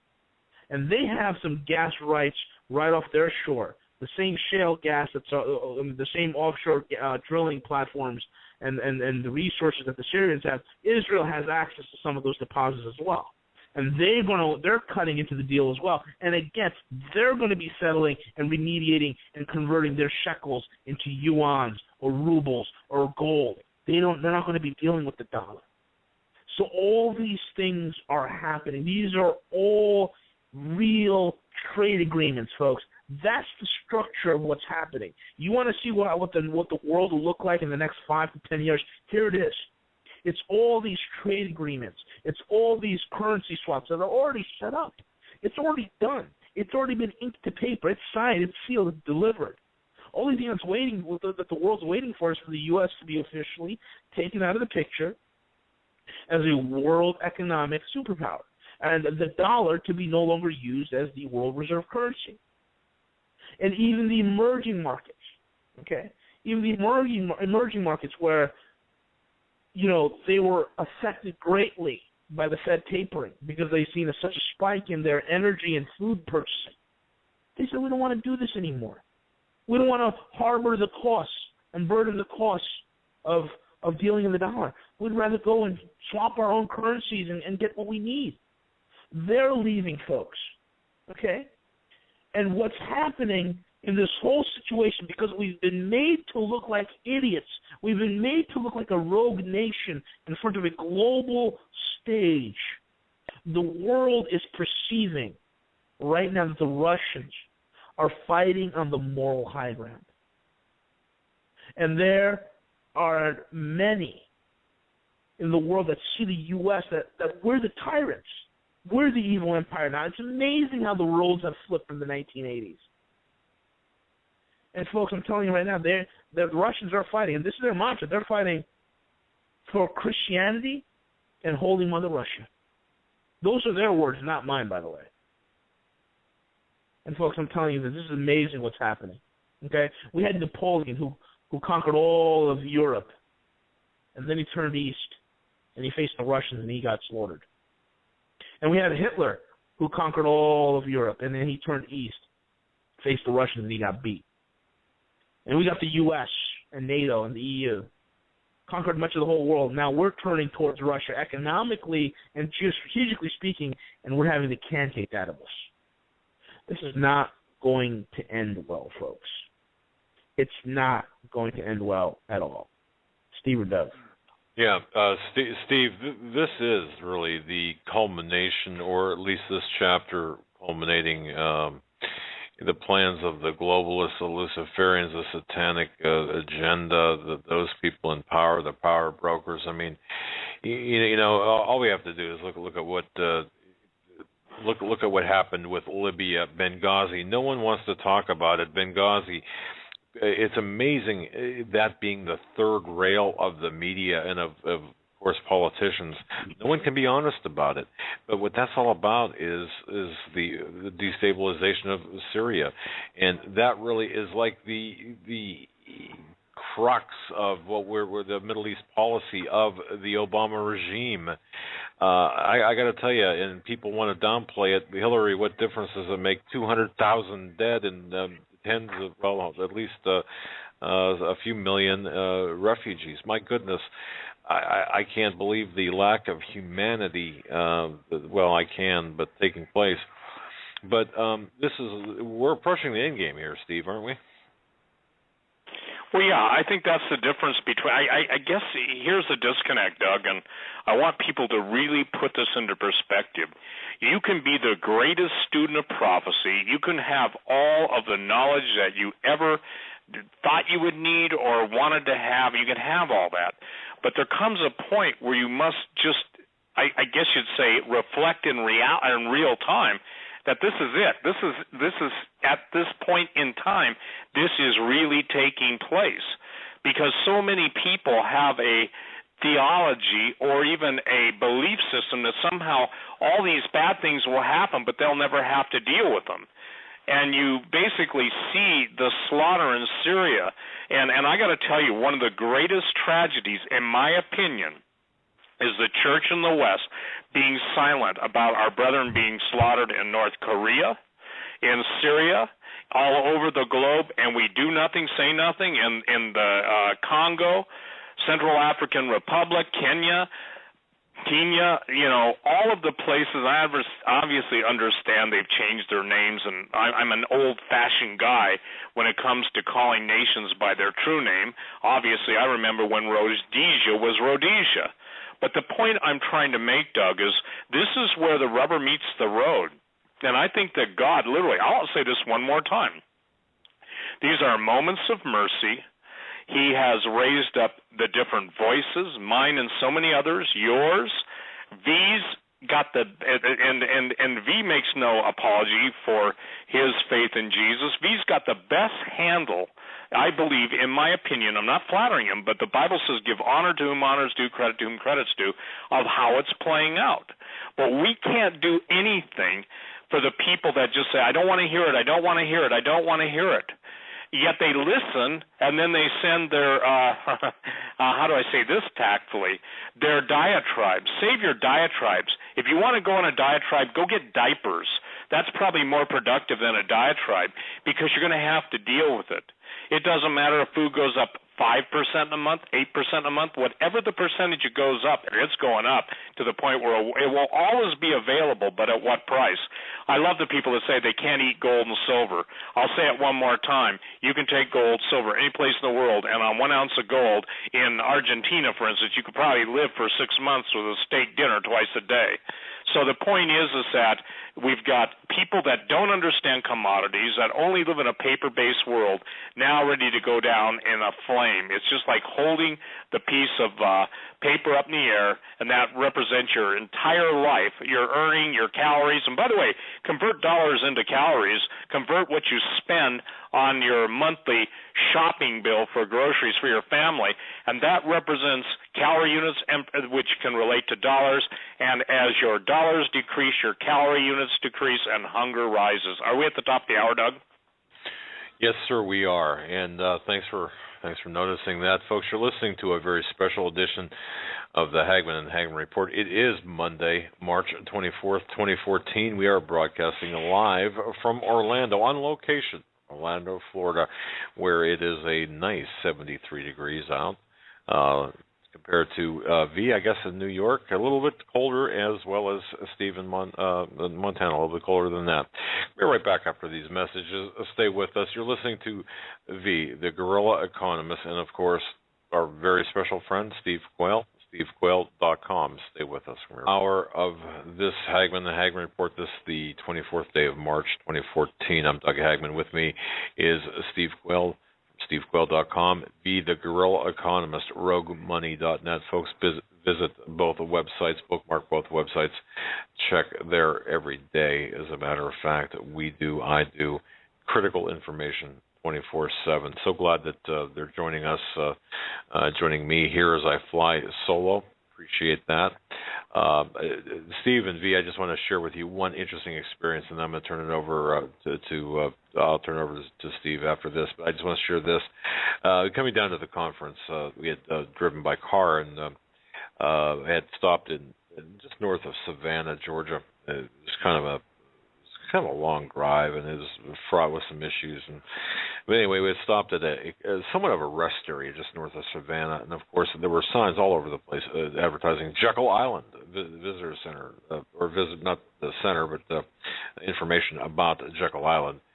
And I had come upon a booth where this woman was giving this couple information about Jekyll Island, what to do there, but also its history. And she explained in great detail what was with the history of Jekyll Island, but omitted, if you will, and if you can believe this, any reference to the creation of the Federal Reserve, the backstory of the Federal Reserve and what had taken place on Jekyll Island, really just over 100 years ago this year, or 100 years ago here, this past decade, I should say, not this year, but in the run-up to the passage of the Federal Reserve. I just thought that was fascinating. And Steve, I'll just toss it to you. I just thought that was fascinating. Well, we're at a point now. I'm going to turn it right back to V, because I think we're fighting, and I know this for hours and days now. Okay, I don't know if the days turn into hours. Forgive me, the hours will turn into days. But where we go from here, the greatest disconnect I know, and I want B to articulate this because he's really good at this, and I can't do it as well as he can do. There is a dislocation in the cerebral cortex and the cerebellum. In other words, there is a void and emptying of the cranial capacity of Americans to figure out what it means when the dollar dies. V, will you spell it out? Because we're trying to get people out of harm's way. We're not trying to sell them this or sell them that. We're trying to get them out of harm's way. But look, if you want to jump in front of the subway, don't gripe at us for trying to keep you on the boardwalk and off the track. So, V, I'm not kidding you. I'm getting emails. Well, what does it mean to me? Will you tell people what it means when the dollar dies? I evidently can't. I mean, I've got on record. If anybody wants to see what the dollar death would look like, I mean, go on YouTube, type in Weimar Republic, watch some videos, watch some documentaries about what happened to Germany when they hyperinflated to oblivion, okay? Watch that document very carefully, all right, because that's exactly what's going to happen here. We are moving, folks, from a time, and this is what I've been saying for quite some time now, that we are moving into the greatest period of economic transition in the world history. couple of things ended, folks, okay? The days of U.S. bullying, it's over. It's done. It's finished. It died in Crimea, okay? The dollar is going to die in the Ukraine. It's over with, all right? And when you see that you got to spend $50 for a loaf of bread, the pain's going to hit you. When you look at that, the first hit is going to be gasoline. When you got to pay $10 at the pump, and it's going to hit you, and you're not going to know what to do when you see empty store shelves because there's no trucks that's going to be able to get those foods out there. Okay, this is why I tell people to have some food on hand. I'm not telling you to store 15, 20 years worth of food here. Have at least some food in your house for supply disruptions, which historically happens in every single economic crash. Now, most people don't know this, but I have over 800 years of economic data at my fingertips, and I can see the repetitive pattern over and over again. So it's important that you have the wherewithal in order to transcend this coming time of shortage. We're heading for hyperinflation. Look at what happened in Argentina. That's a perfect case in point recently in 2001. Okay, food prices go up. The supply chain problems happen, just like in Venezuela, where they devalued their bolivar, I think 2 or 3 times. Where now companies that are out there, distributors that are out there distributing goods, they don't want to distribute because they don't know what the price of the good is going to be tomorrow, so they hold on to it, and it creates a supply chain problem. Imagine you waiting online trying to get toilet paper. This is the world. Excuse me. That you're going to be living in. The days of, running around in your fancy car and all, that's all over with, folks. The only people that will be able to do that are those in hard assets. Well, you might ask yourself a question, well, Lee, what the heck do you mean? Listen carefully. We are moving from a world of gunboat diplomacy, okay? We're moving from a world of paper and bombs, and we are moving to a world of energy diplomacy. We are moving to a world of hard asset diplomacy. These are the things that are going to define the economic world of this near future that we're moving in transition to get to. If you do not have one of those 2 things, you're done. You're finished. If you're holding paper, if you think you're done, look, let me be honest with you. How many times, okay, you buy a pack of gum? How many of you remember when a pack of gum was a quarter or 50 cents? Now it's $1.50. You're talking about over 100% inflation in the price of gum. I mean, it's unbelievable how you can track how devalued your dollar has become. And you need to understand that unless you begin to take those steps to move out of the dollar, get into hard assets, get into silver, man. It's the cheapest thing to get involved with. Get silver. You got no excuses for it. If you can't get 1 ounce, get junk silver. Buy a few pre-1964 dimes, nickels, quarters, little by little. These are great ways for you to preserve your wealth. And towards the end of the program, I'm going to give you there's an opportunity that I'm going to give you guys, and I've received a ton of emails. via I'm unemployed, via I'm in between jobs, via my company's about to lay me off. I'm working. I've been at my company for 10, 15 years, but due to all sorts of different circumstances, I need additional forms of income. Folks, there's a business opportunity that one of the oil gurus that I've met with has offered, and I'm going to offer it to any single person, and it doesn't cost you a penny. It is completely legit. It's so legitimate that Forbes magazine wrote an article about it, okay? That's how clear-cut and honest this system is. And if towards the end of the program, email me. I'll tell you all about it. This is for people who need an additional form of income, who need a help to start creating money that you can use to start buying some of these hard assets that we're talking about, that me and Steve always try to hammer into your heads what real wealth and real money is all about. This is a way for you to do it, okay? This realignment that's happening, folks, it's tremendous. It's absolutely tremendous because, we are seeing, we're seeing a move that's unprecedented. Okay, and we're losing prestige in every arena. One of the things that the U.S., and I don't know if you guys know this, Doug or Steve, but one of the things that we've always been instrumental in is the International Monetary Fund. Well, the last 2 years, the United States hasn't been funding the International Monetary Fund. And Congress refuses to vote on the International Monetary Fund because, they're Congress and they continue to bicker. So what's happening right now is that China is going to back up Russia, and they're going to pull the full weight of its new, I don't know if you folks know this or not, but because of the U.S. absence, the Chinese have been controlling the IMF for the last 2 years, okay?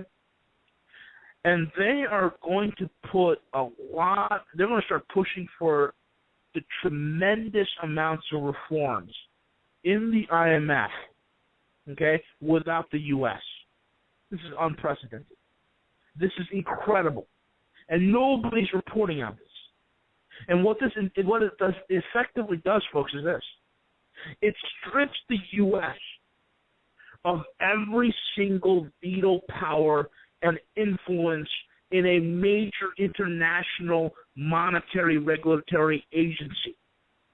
It strips them from all power when it comes to regards to loans and international monetary functions. It strips them of all this, and you're going to see the IMF get gutted.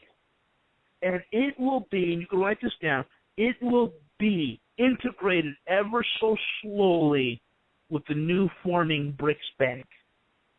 Again, the pivot east. And folks, you got to understand, the IMF, which is one half of the World Bank, is one of the crowning jewels of the Western banksters. It has been the base of operations for many jackals. It's been the base of operations for many, and the origin of many of government overthrows that have occurred in the last 50 years.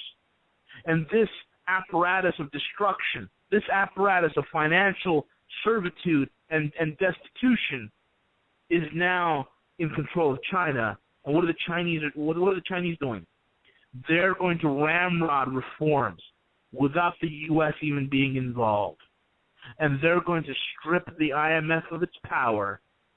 Okay, the U.S. used the IMF as a springboard for a lot of insider financial operations. They're going to strip it of its power and integrate it into the BRICS Bank. How do you like them apples, folks? This is, again, the U.S. influence dying. This is, again, the isolation that we're talking about and the pressure for these reforms to happen. And even though Congress is sitting there with their hands folded, the pressure for circumventing the U.S. is also starting to build with the G20. And folks, like I told you before, who cares about the G7? Who cares about the bunch of broke nations that hardly even meet?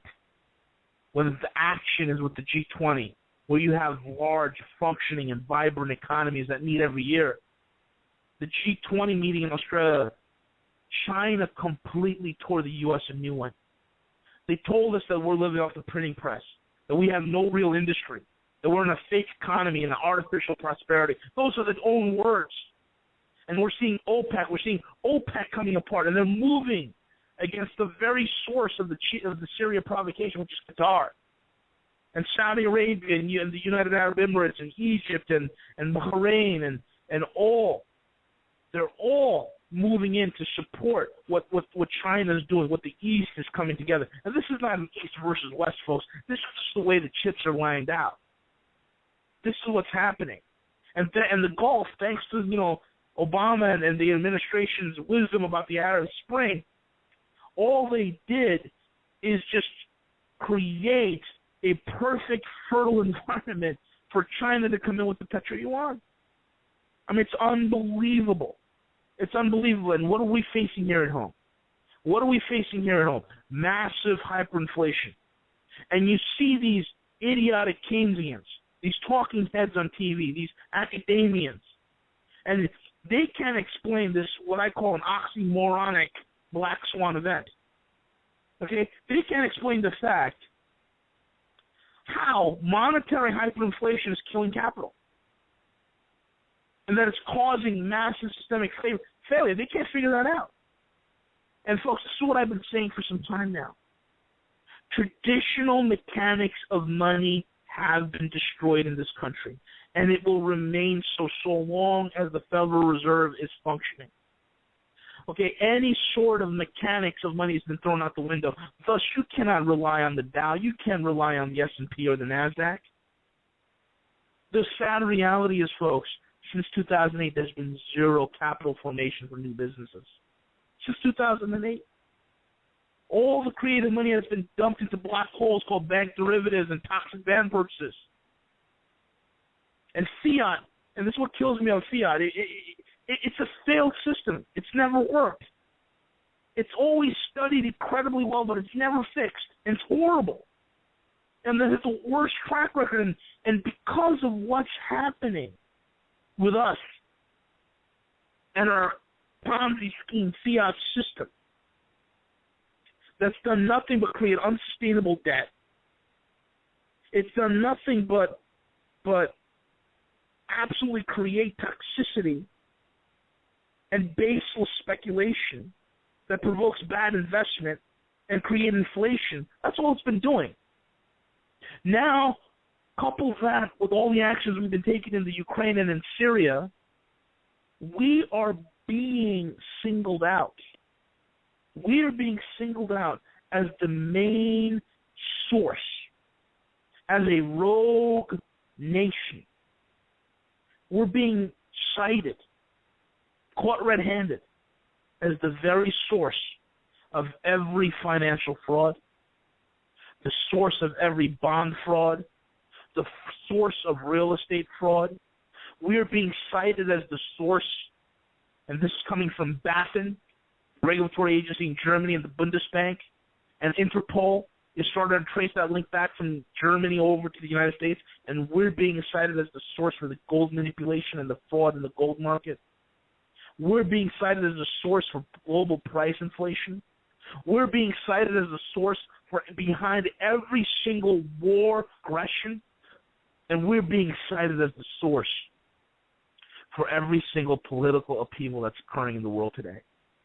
It's all being traced back to us, and the world is sick of it, and frankly, so am I. Ukraine, folks, is the tipping point. Ukraine is where the dollar goes to die. And like I said before, this idiotic maneuvering, this desperate people doing stupid things. Look at France. France wants more sanctions on Russia. Meanwhile, France, a crazy country led by a moronic socialist who can't even run a lemonade stand. France, a country that is dependent on 25% of its energy needs on the Russians. Germany has 40% of its energy needs that are energy dependent on the Russians for 40% of the energy. Italy is 30% dependent on the Russians. And folks, this is the thing. Pivot East is accelerating. And as vast,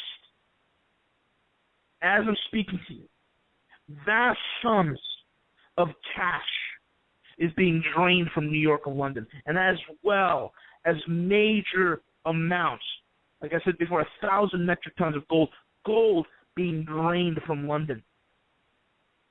And Russian companies right now, folks, that have been doing business with U.S. banks, they're starting to, take all their money out. They're creating solvency issues for U.S. banks because they don't know what this administration is going to do next. Plus the fact that Moscow is starting to toughen up a little bit. And this is the thing. You want to talk about another issue here? You want to talk about what Germany thinks about this whole thing? Germany is very interesting. It's the largest economy in Europe. And the Germans are kind of PO'd. You know why they're PO'd? Here's why they're really PO'd, pissed off. The U.S. went ahead and stole 33 tons of Ukrainian gold immediately. And I want you folks to realize this. You can see a pattern. We go into Libya, we overthrow the government, we take the gold. We try to go into Syria, we try to overthrow the government, we're trying to get the gold. It didn't happen. We go into Ukraine, we take over the government, we overthrow it, instill puppet, we take the gold. Do you see, wherever we go after the gold. But the banks just tell you gold is worthless. You see, when the Ukrainians had 33 tons of gold stolen at 2 a.m., loaded onto a military aircraft, driven by unmarked vans, with armed thugs, loaded onto a military transport plane and flown across with the blessings and clearances of the Ukrainian acting prime minister. Keyword on acting.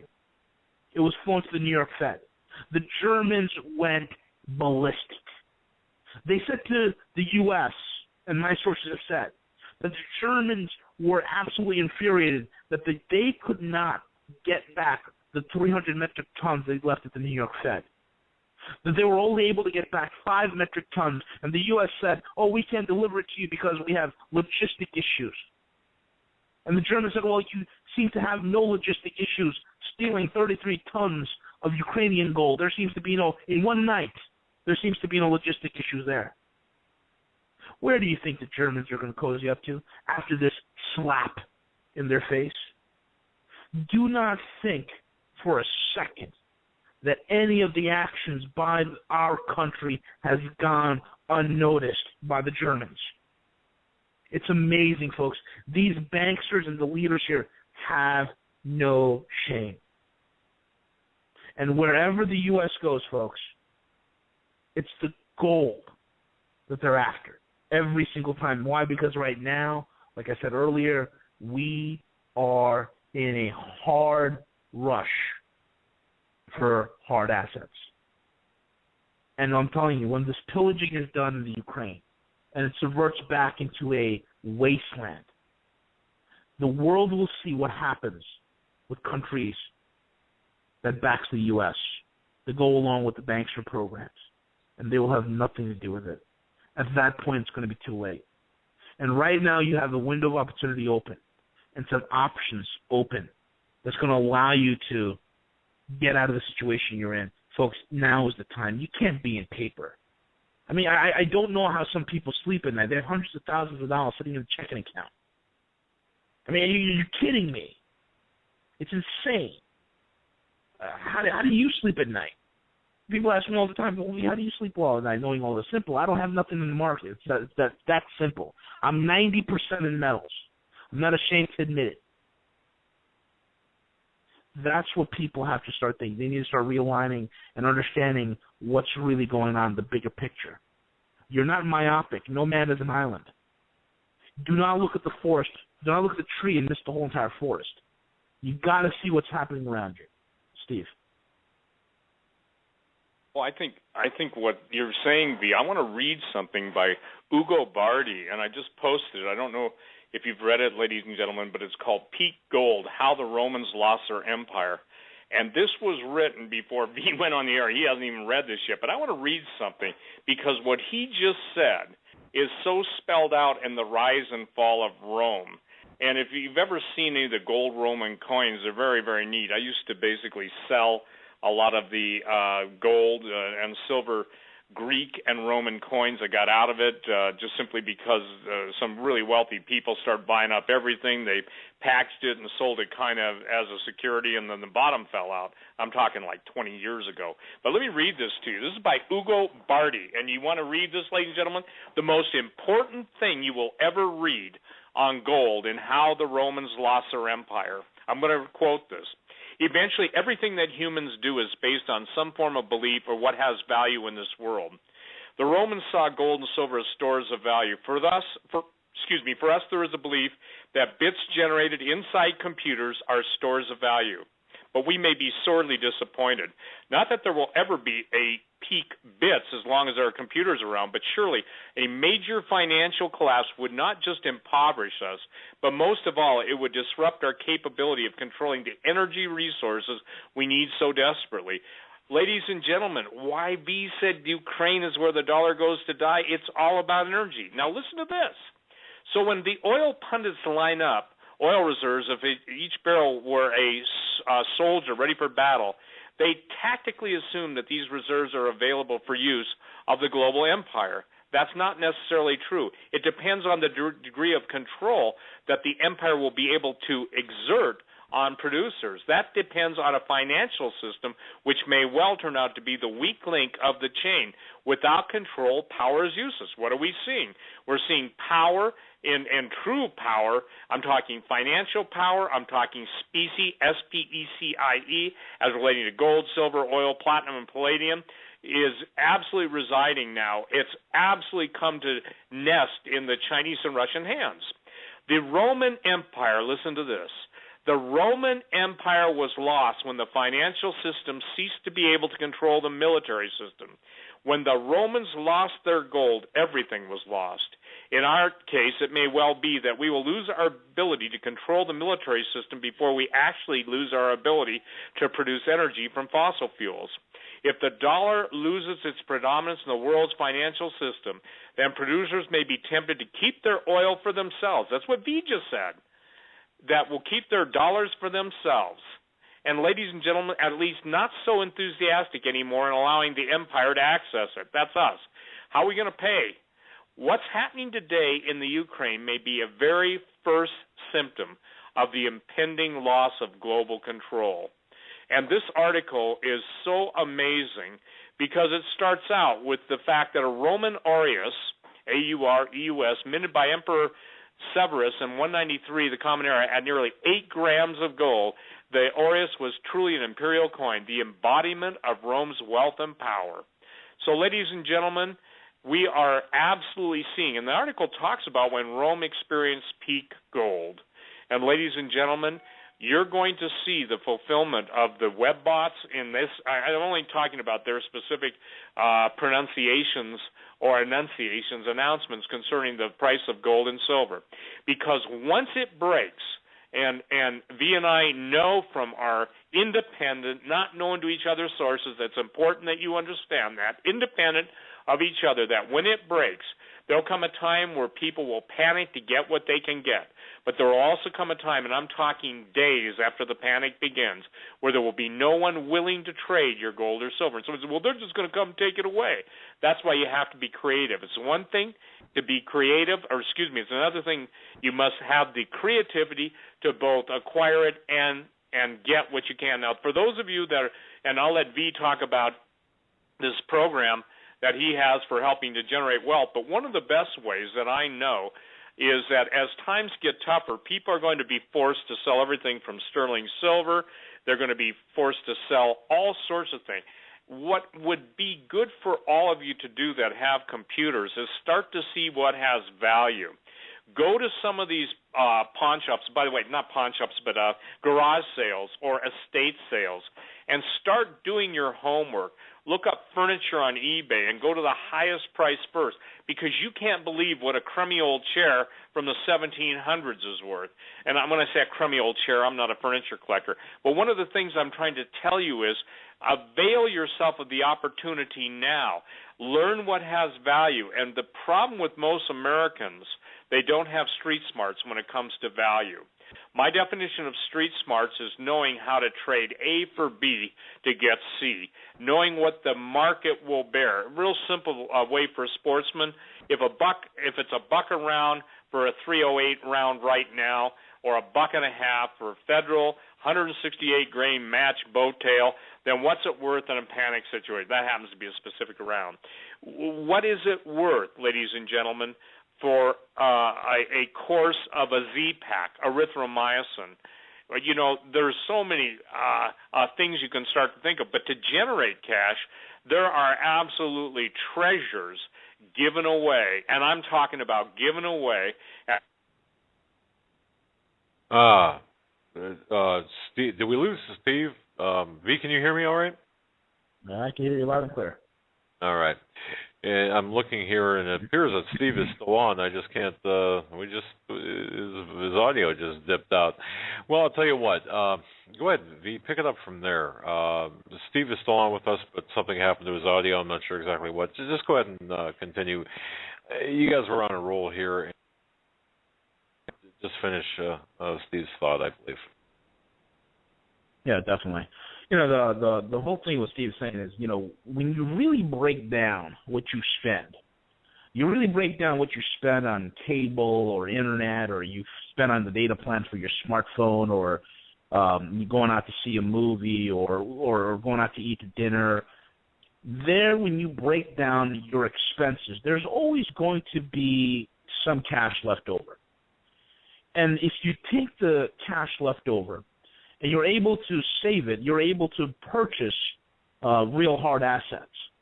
And I'm telling you, the cheapest thing you can get yourself involved with to really protect your wealth is silver.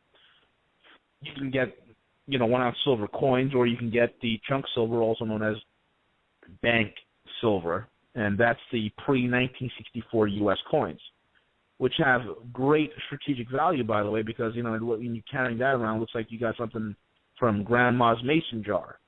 But here you have pre-1964 silver coins that are 90% silver. They're very cheap to get into. These are just some of the little ways, folks, that you can do to serve, to basically preserve your wealth. Because that's what this whole thing is about. You have to be prepared for the transitions.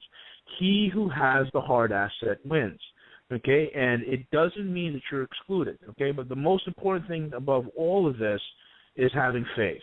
And having faith in Jesus Christ is the most important thing in this whole equilibrium. And I've said it some time ago that Jesus is the ultimate prep. And unless you have him, you don't have anything at all. That's the key here, folks. We serve a God who is a miracle-working God. We serve a God who can bring water out of a rock. We serve a God who can provide manna from heaven and take care of your every single need. So pray. If you're, that's the most important prep. If you're in a bind financially, pray about it. See what God does. See what doors open up, and see how he is able to position you and put the right people in your life that can help you, or even miraculously and supernaturally provide for you. I mean, how often have I heard from speaking to missionaries how their needs were miraculously met. Food found directly underneath a chair where a gentleman was sitting when he was praying for food because he hadn't eaten all day. And there it is, miraculously prepared food appearing right underneath his chair. I mean, this is the type of thing we're talking about. In spite of all the talk about prepping and financial planning and all these things, do not for 1 second forget who it is and whom you serve, because we serve a God that spoke and the universe leapt into existence. We serve a God who is a miracle-working God, and when he said that he gives you power to tread on serpents and scorpions and over all manner of the enemy, folks, that's not some idle word he's saying. That's real power, real authority, and it's in that authority you need to trust, because I, for 1 second, do not think that when the Bible says that in the last days the enemy, the devil, will come upon the earth with great power, that the church is going to go out singing Hold the Fort. No. I think the greatest times are ahead for a Christian, and we need to understand who we are in him. We need to live a life of faith. We need to not operate in fear, but in faith. We need to have that bulldog determination where we can look the enemy in the eye and say, bring it on, devil. That's the type of attitude that we need to start developing now. We don't need to fear anything that comes our way.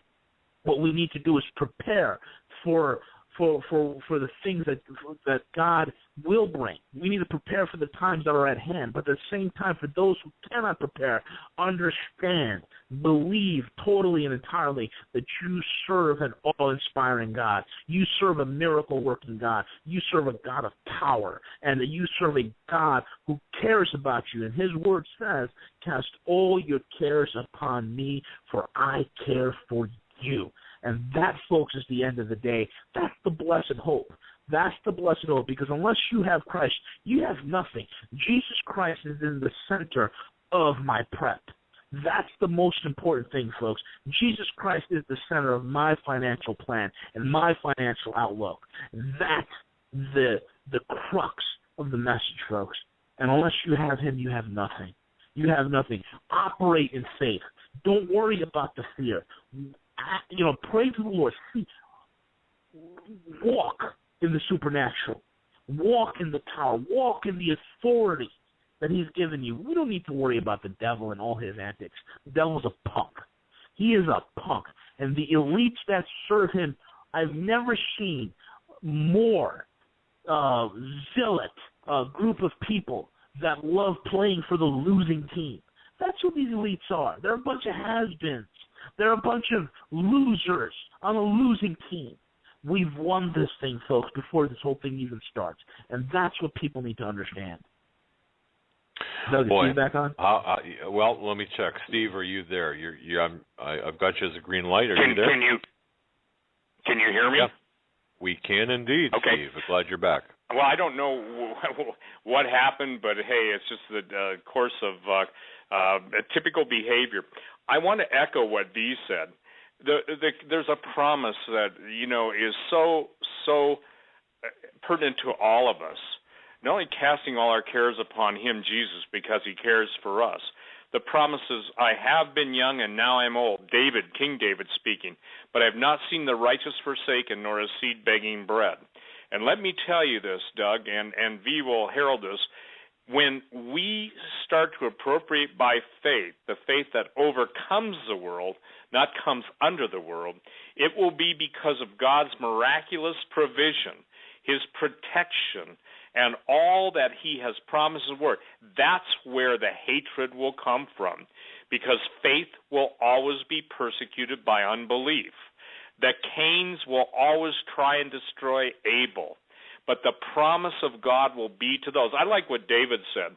One time, Pastor Langford, not King David, but David Langford said that somebody was praying. He said, Lord, why do you love David Langford more than me? And the Lord answered his prayer and said, it's not that I love you more than David, it's that David loves me more than you. Somebody once said to me, Doug, and this is a great statement, you can be as close or as far away from Jesus as you want to be. When I grew up in the Jesus movement, saved in 1972, the definition of a fanatic in those days was anybody who loved Jesus more than you do. And B, we don't have to tell the person's name, but one of the people that I've tried to help by promoting his newsletter and website, basically because he lives like hell, he acts like hell, and he certainly has no fear of God, he cannot accept any of the stuff I say, even though I've been right because of my Christian belief. Now, I'll tell you this. I have been offered a whole lot of money, and I'm only saying this to the glory of God. And it's not about money. It's about hearing the well done, thou good and faithful servant. I've been taunted. It goes daily. But when people step up to the pump that can write you checks with more zeros than most people can even read the amount and say, just come over to our side. Just tell the people to yield. Just tell them to do this. We'll tell you what to say. You've got a following. I said, well, I got news for you. That may do good for you, but it does nothing for me in eternity, and it's not what I'm about. And then they try the other tactic, and they say, look at all the emails you get. We read your emotional frustration with the people you're trying to help. And the people you're trying to help mock you, and they scorn and they ridicule. I say not all of them do. So while they're playing psych games with my head, I want you to know, ladies and gentlemen, what we're giving you is definable, actionable intelligence. And when I'm saying intelligence, we can't help your intelligence, but we can give you intel to hopefully give you information, and we can try and give you collective years of wisdom. I used to trade big-time numbers in the silver and gold market. I don't so much anymore, but big-time, when you got multi-million-dollar positions on, and I'm my own trader. I don't trade for other people, or mostly, only very, very close friends. I'm not a licensed option or stockbroker or anything else. I'm a legal dealer. But the point I'm trying to make is that I always hear the criticism, well, you can't eat your gold, you can't eat your silver. Yet why is it that same criticism doesn't carry through when people invest everything in a lie perpetrated by man, in paper and financial instruments, obviously authored in hell? Why is it that you trust everything that you have worked for all your life to entities that hold you in contempt? And you've heard V talk about the way they talk about the average investor, that the stockbroker calls on the phone and wants to push this, that, or the other stock, and they hold you in total contempt. Here's the deal. The proverb says, a fool and his money are soon parted. But what people don't understand is that if you can't touch it, you don't own it. And what's happening now is the Chinese and Russians are setting into motion physical barriers to fraud, because they want to start out with a new platform. And 70%, and isn't it funny, V, that basically they're already acting, both China and Russia, like the U.S. doesn't exist. Do you think that's because they know we're not going to in any way, shape, or form once they initiate their trigger events? And again, it's that close, Doug. It's that close. Go ahead, V. You hit the nail on the head, Steve. You hit the nail on the head. They act as if we don't exist. You're absolutely 100,000% correct. I just wanted to say that. You know what? Well, again, a bunch of broke. Go ahead, Doug. I'm sorry. Well, Steve. I mean, in V too. I think the consensus is this, and I think a lot of people believe, or at the end of the day, that they're going to believe incorrectly that everything that happens with respect to the killing of the U.S. dollar is a result of some cosmic accident, and it's not. This has been in the works for a long time. Isn't that correct, Steve? Yeah, it is. I mean, it's plotted, it's planned, it's scripted. I mean, I just read to you one of the emails from, forgive me, not one of the emails, but one of the prophecies from Dmitry Duduman that was given a whole long time ago. And what's critical, and by the way, V, I guess somebody just sent me an email claiming that, according to Mark 11, the Senate with Reid and McConnell have voted to relinquish U.S. control of the IMF. Well, let me read between the lines. They didn't vote to relinquish it. They obviously saw the handwriting on the wall, and basically someone dictated to them their vote. So as V was talking about the U.S. losing control of the IMF, isn't it amazing that I guess at the same time V said it, this is what Rain, R-E-I-N, sent me. He said, please tell V that Congress voted in the IMF tonight. The vote was posted when you guys started talking. Isn't that amazing? Wow. Folks, we are in the midst of it. Remember, I told you, April is going to be a big date. We're talking about a paradigm shift towards the end of April. And May, Russia signs the biggest gas deal in world history with the Chinese in May. It's over. It's over. It's done. That's it. I mean, they just relinquished the IMF control tonight. It's done. It's done. That means they're going to ramrod every single reform internally, globally, putting it into the reserve currency status. That's it. It's over. It's important that people understand, too, that, again, Doug, this is what we're trying to say. Food first. If someone says, I've got $1,000, should I buy silver? My answer is no. Buy food, because the food is going to be, number one, harder and harder to acquire. Number two, more dangerous by its genetic alteration and stuff. And the people that mocked and scoffed and ridiculed those who bought the long-term storage food from 10 years ago, 13 years ago, 5 years ago, those people that bought that food to much ridicule, scorn, and even their mate, their husband or wife's, anger in some cases, you realize that some of the safest food on the planet, it was before a lot of the GMO manipulation. Here's the deal, ladies and gentlemen, and this is probably going to be, 5 minutes. I'll turn it over to V to close. But you are a casualty of the kingdom of lies. The kingdom of lies when you turn on the radio in most cases, when you turn on the television, when you read the papers, newspapers, articles. What are you sold? You're sold some new product with some sexy thing, or in this case, Nabisco selling same-sex marriages as being wholesome. Whatever that has to do with the quality of their food, I don't know. I would think that will backfire against them. By the way, that's a real advertising campaign. When you look at the ancient history that I write about, now it becomes headlines every day. Do you think maybe the Lord is trying to warn his people? If God, in his mercy, in his love, in his salvation, in his compassion, in his intervention in our lives, says his people are destroyed for lack of knowledge, I can't do anything about that except pray, believe the intercessors to pray, that your hearts will be open, the eyes of your understanding will be open, and that you'll start to grasp the serious nature of this.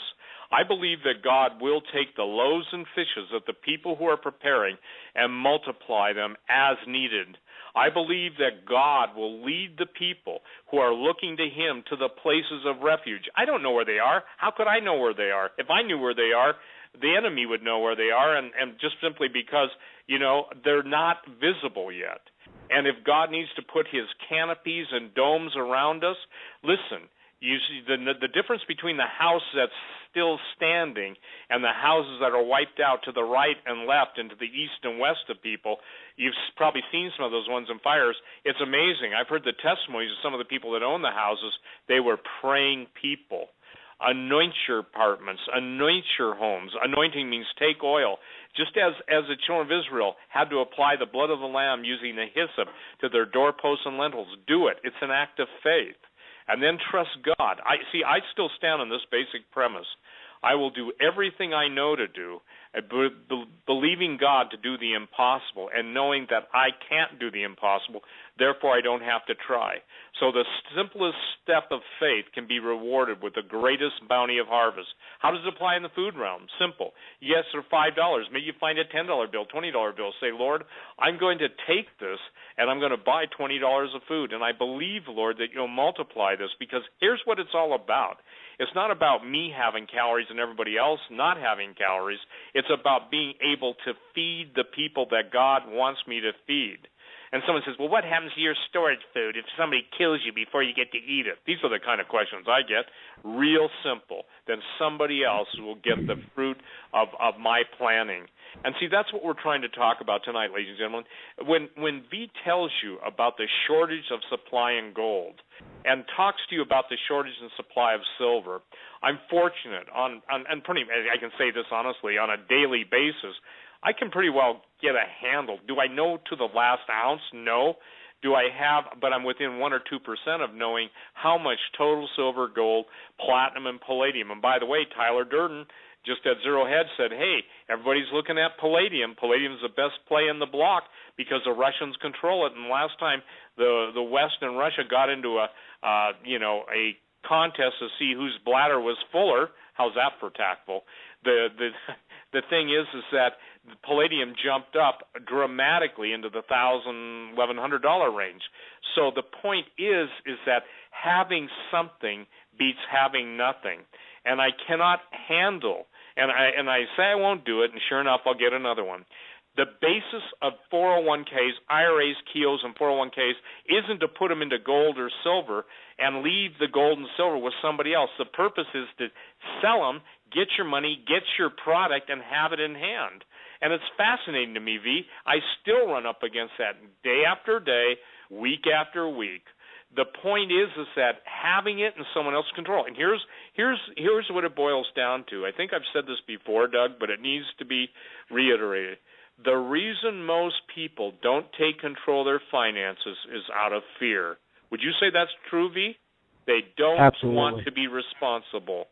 And I find it after, 30-some plus years in the metals business, the number one thing is I have people that will openly, almost I'd call it gallows humor, laugh at losing $400,000 or $500,000 in the stock market. I'll ask them how old they are. They'll say 62. I said, do you really think you can make back your $400,000 or $500,000 that you lost over those 30 years of work? You see, this is where the word value, because we've become a valueless nation, because our roots do not go down into what I would call biblical and righteous morality. When the press of the world is claiming, and go on Drudge right now and see the headlines, I'm not making it up, but when they're claiming that this is the most hostile administration towards Christians, and Vladimir Putin is on record as saying he's going to defend the Western Christian faith, ladies and gentlemen, what's wrong with that picture? I think personally you'll see either Russians or Chinese float the complete dossier on the president and his lead cabinet members at about the same time they sink the dollar. Why will they do that? Simply to show Americans that you who thought you had the moral high ground, because we've had a snooty American high ground mentality. When you live in the world of intelligence agencies, espionage, spy, overlapping coverage of everything that goes on, when when this nation is finally brought to its destruction, it will be because everything in the courts of heaven, all evidence against us, will be laid out. And you know who the prosecuting attorneys will be? It will be the countries who will rise up to point their fingers at us, and because they are at least standing for just weights and measures, we're damned in this country because of unjust weights and measures. Bobby Brown has a great, Brother Bobby has a great story, and it's called Just Measures. And I love that statement because God is just. And let me share this. It's a mythological idea to to state that justice is blind. Justice is not blind. The eyes of the Lord go throughout the whole earth, looking, searching, seeking after those whose hearts are perfect towards him. 2 Chronicles 16:9. I just don't spout scripture, but I want you to know, will God's eyes stop on you? The minute you begin to praise him, God's eyes are upon you. The minute you begin to thank him, God's ears are upon you. The minute you begin to say help in true surrender and true adoration, God's moving on your behalf, but he will not violate your free will. So, ladies and gentlemen, here it is in a nutshell. As we go off the air tonight in the next few minutes, I'm turning it right over to V to close it out. You've got a choice to make. You're going to take control of your money. If you don't control your money, someone else will. You can contact me, send me an email, steve777@stevequayle.com, and we will help you and try and get you out of harm's way to the best of our ability. Go ahead, V. I'm done, Doug. God bless you, Doug. Enjoy the wonderful time down there. May the Lord grant you just peace and rest and refreshing. V, bless you, my brother. Finish it out. Thank you, Steve. Go ahead, V. For anybody that needs help out there, you have a portfolio or a high net worth individual, or you got north of $100,000 or more. You don't know what the heck to do with it. You need proper investing advice. Contact me, Guerrilla Economist, one word. That's GUERRILLA, economist@gmail.com. Also, those who need to have their credit fixed. I mean, you're a good person, you've had some bad things happen to you. Maybe it's a bankruptcy, maybe it's student loans, maybe it's credit card debt that all of a sudden you thought you could stay ahead of, but you can't. Contact me as well, guerrillaeconomist@gmail.com. My friend and colleague, Mr. Sean Martin, who is a Wall Street insider and legend, would go ahead and he'll fix up your credit and completely set the record clean, folks. I'm talking about bankruptcies removed, delinquent marks removed, inquiries, hard inquiries gone, cleaned up, ready to go, brand new life. And he can do that for you, and that comes with a money-back guarantee. The other opportunity that I have for people, I mean, if you're struggling, you need an additional stream of income, you're sick of working for somebody else, you want to start your own business, I've partnered with an energy company in the commodities business. We're going to be dealing with energy. We are moving from a gunboat diplomacy, as I said earlier, into an energy diplomacy. Energy will always be there, folks. It is the language. It is the currency of international trade and diplomacy. If you want to be a part of this startup, it doesn't cost you anything. It'll actually save you money on what you're doing currently in terms of your current service. It's a great opportunity for you to get involved. Again, it has zero risk, zero cost. It's a great opportunity. Contact me, guerrillaeconomist@gmail.com. Also, folks, join the website, roguemoney.net. It's only $2.99 a month. For a $10 initial payment, it's $2.99 a month, and you're going to get front row seats. You're going to get insider information every day. I have people who have been in the financial field for decades, insiders, Wall Street, derivative traders, sending me emails saying, "Hey man, your stuff, I can't believe I'm only paying $2.99 a month for this type of information." People have said this is worth. People were shocked. They thought I should be charging them $10,000 for this type of information, but it's $2.99 a month, folks, for the type of intel you're going to be getting. I write a lot of exclusive articles there. So, again, contact me for the business opportunity. Contact me to get your credit fixed. Contact me for consultations. And join the website, roguemoney.net. Doug. V, I want to thank you very much. Of course, ladies and gentlemen, that's V, the Guerrilla Economist, good friend of the show, terrific person, brother in Christ and definitely a warrior for truth. V, thank you so much for your time. I really appreciate that, my friend.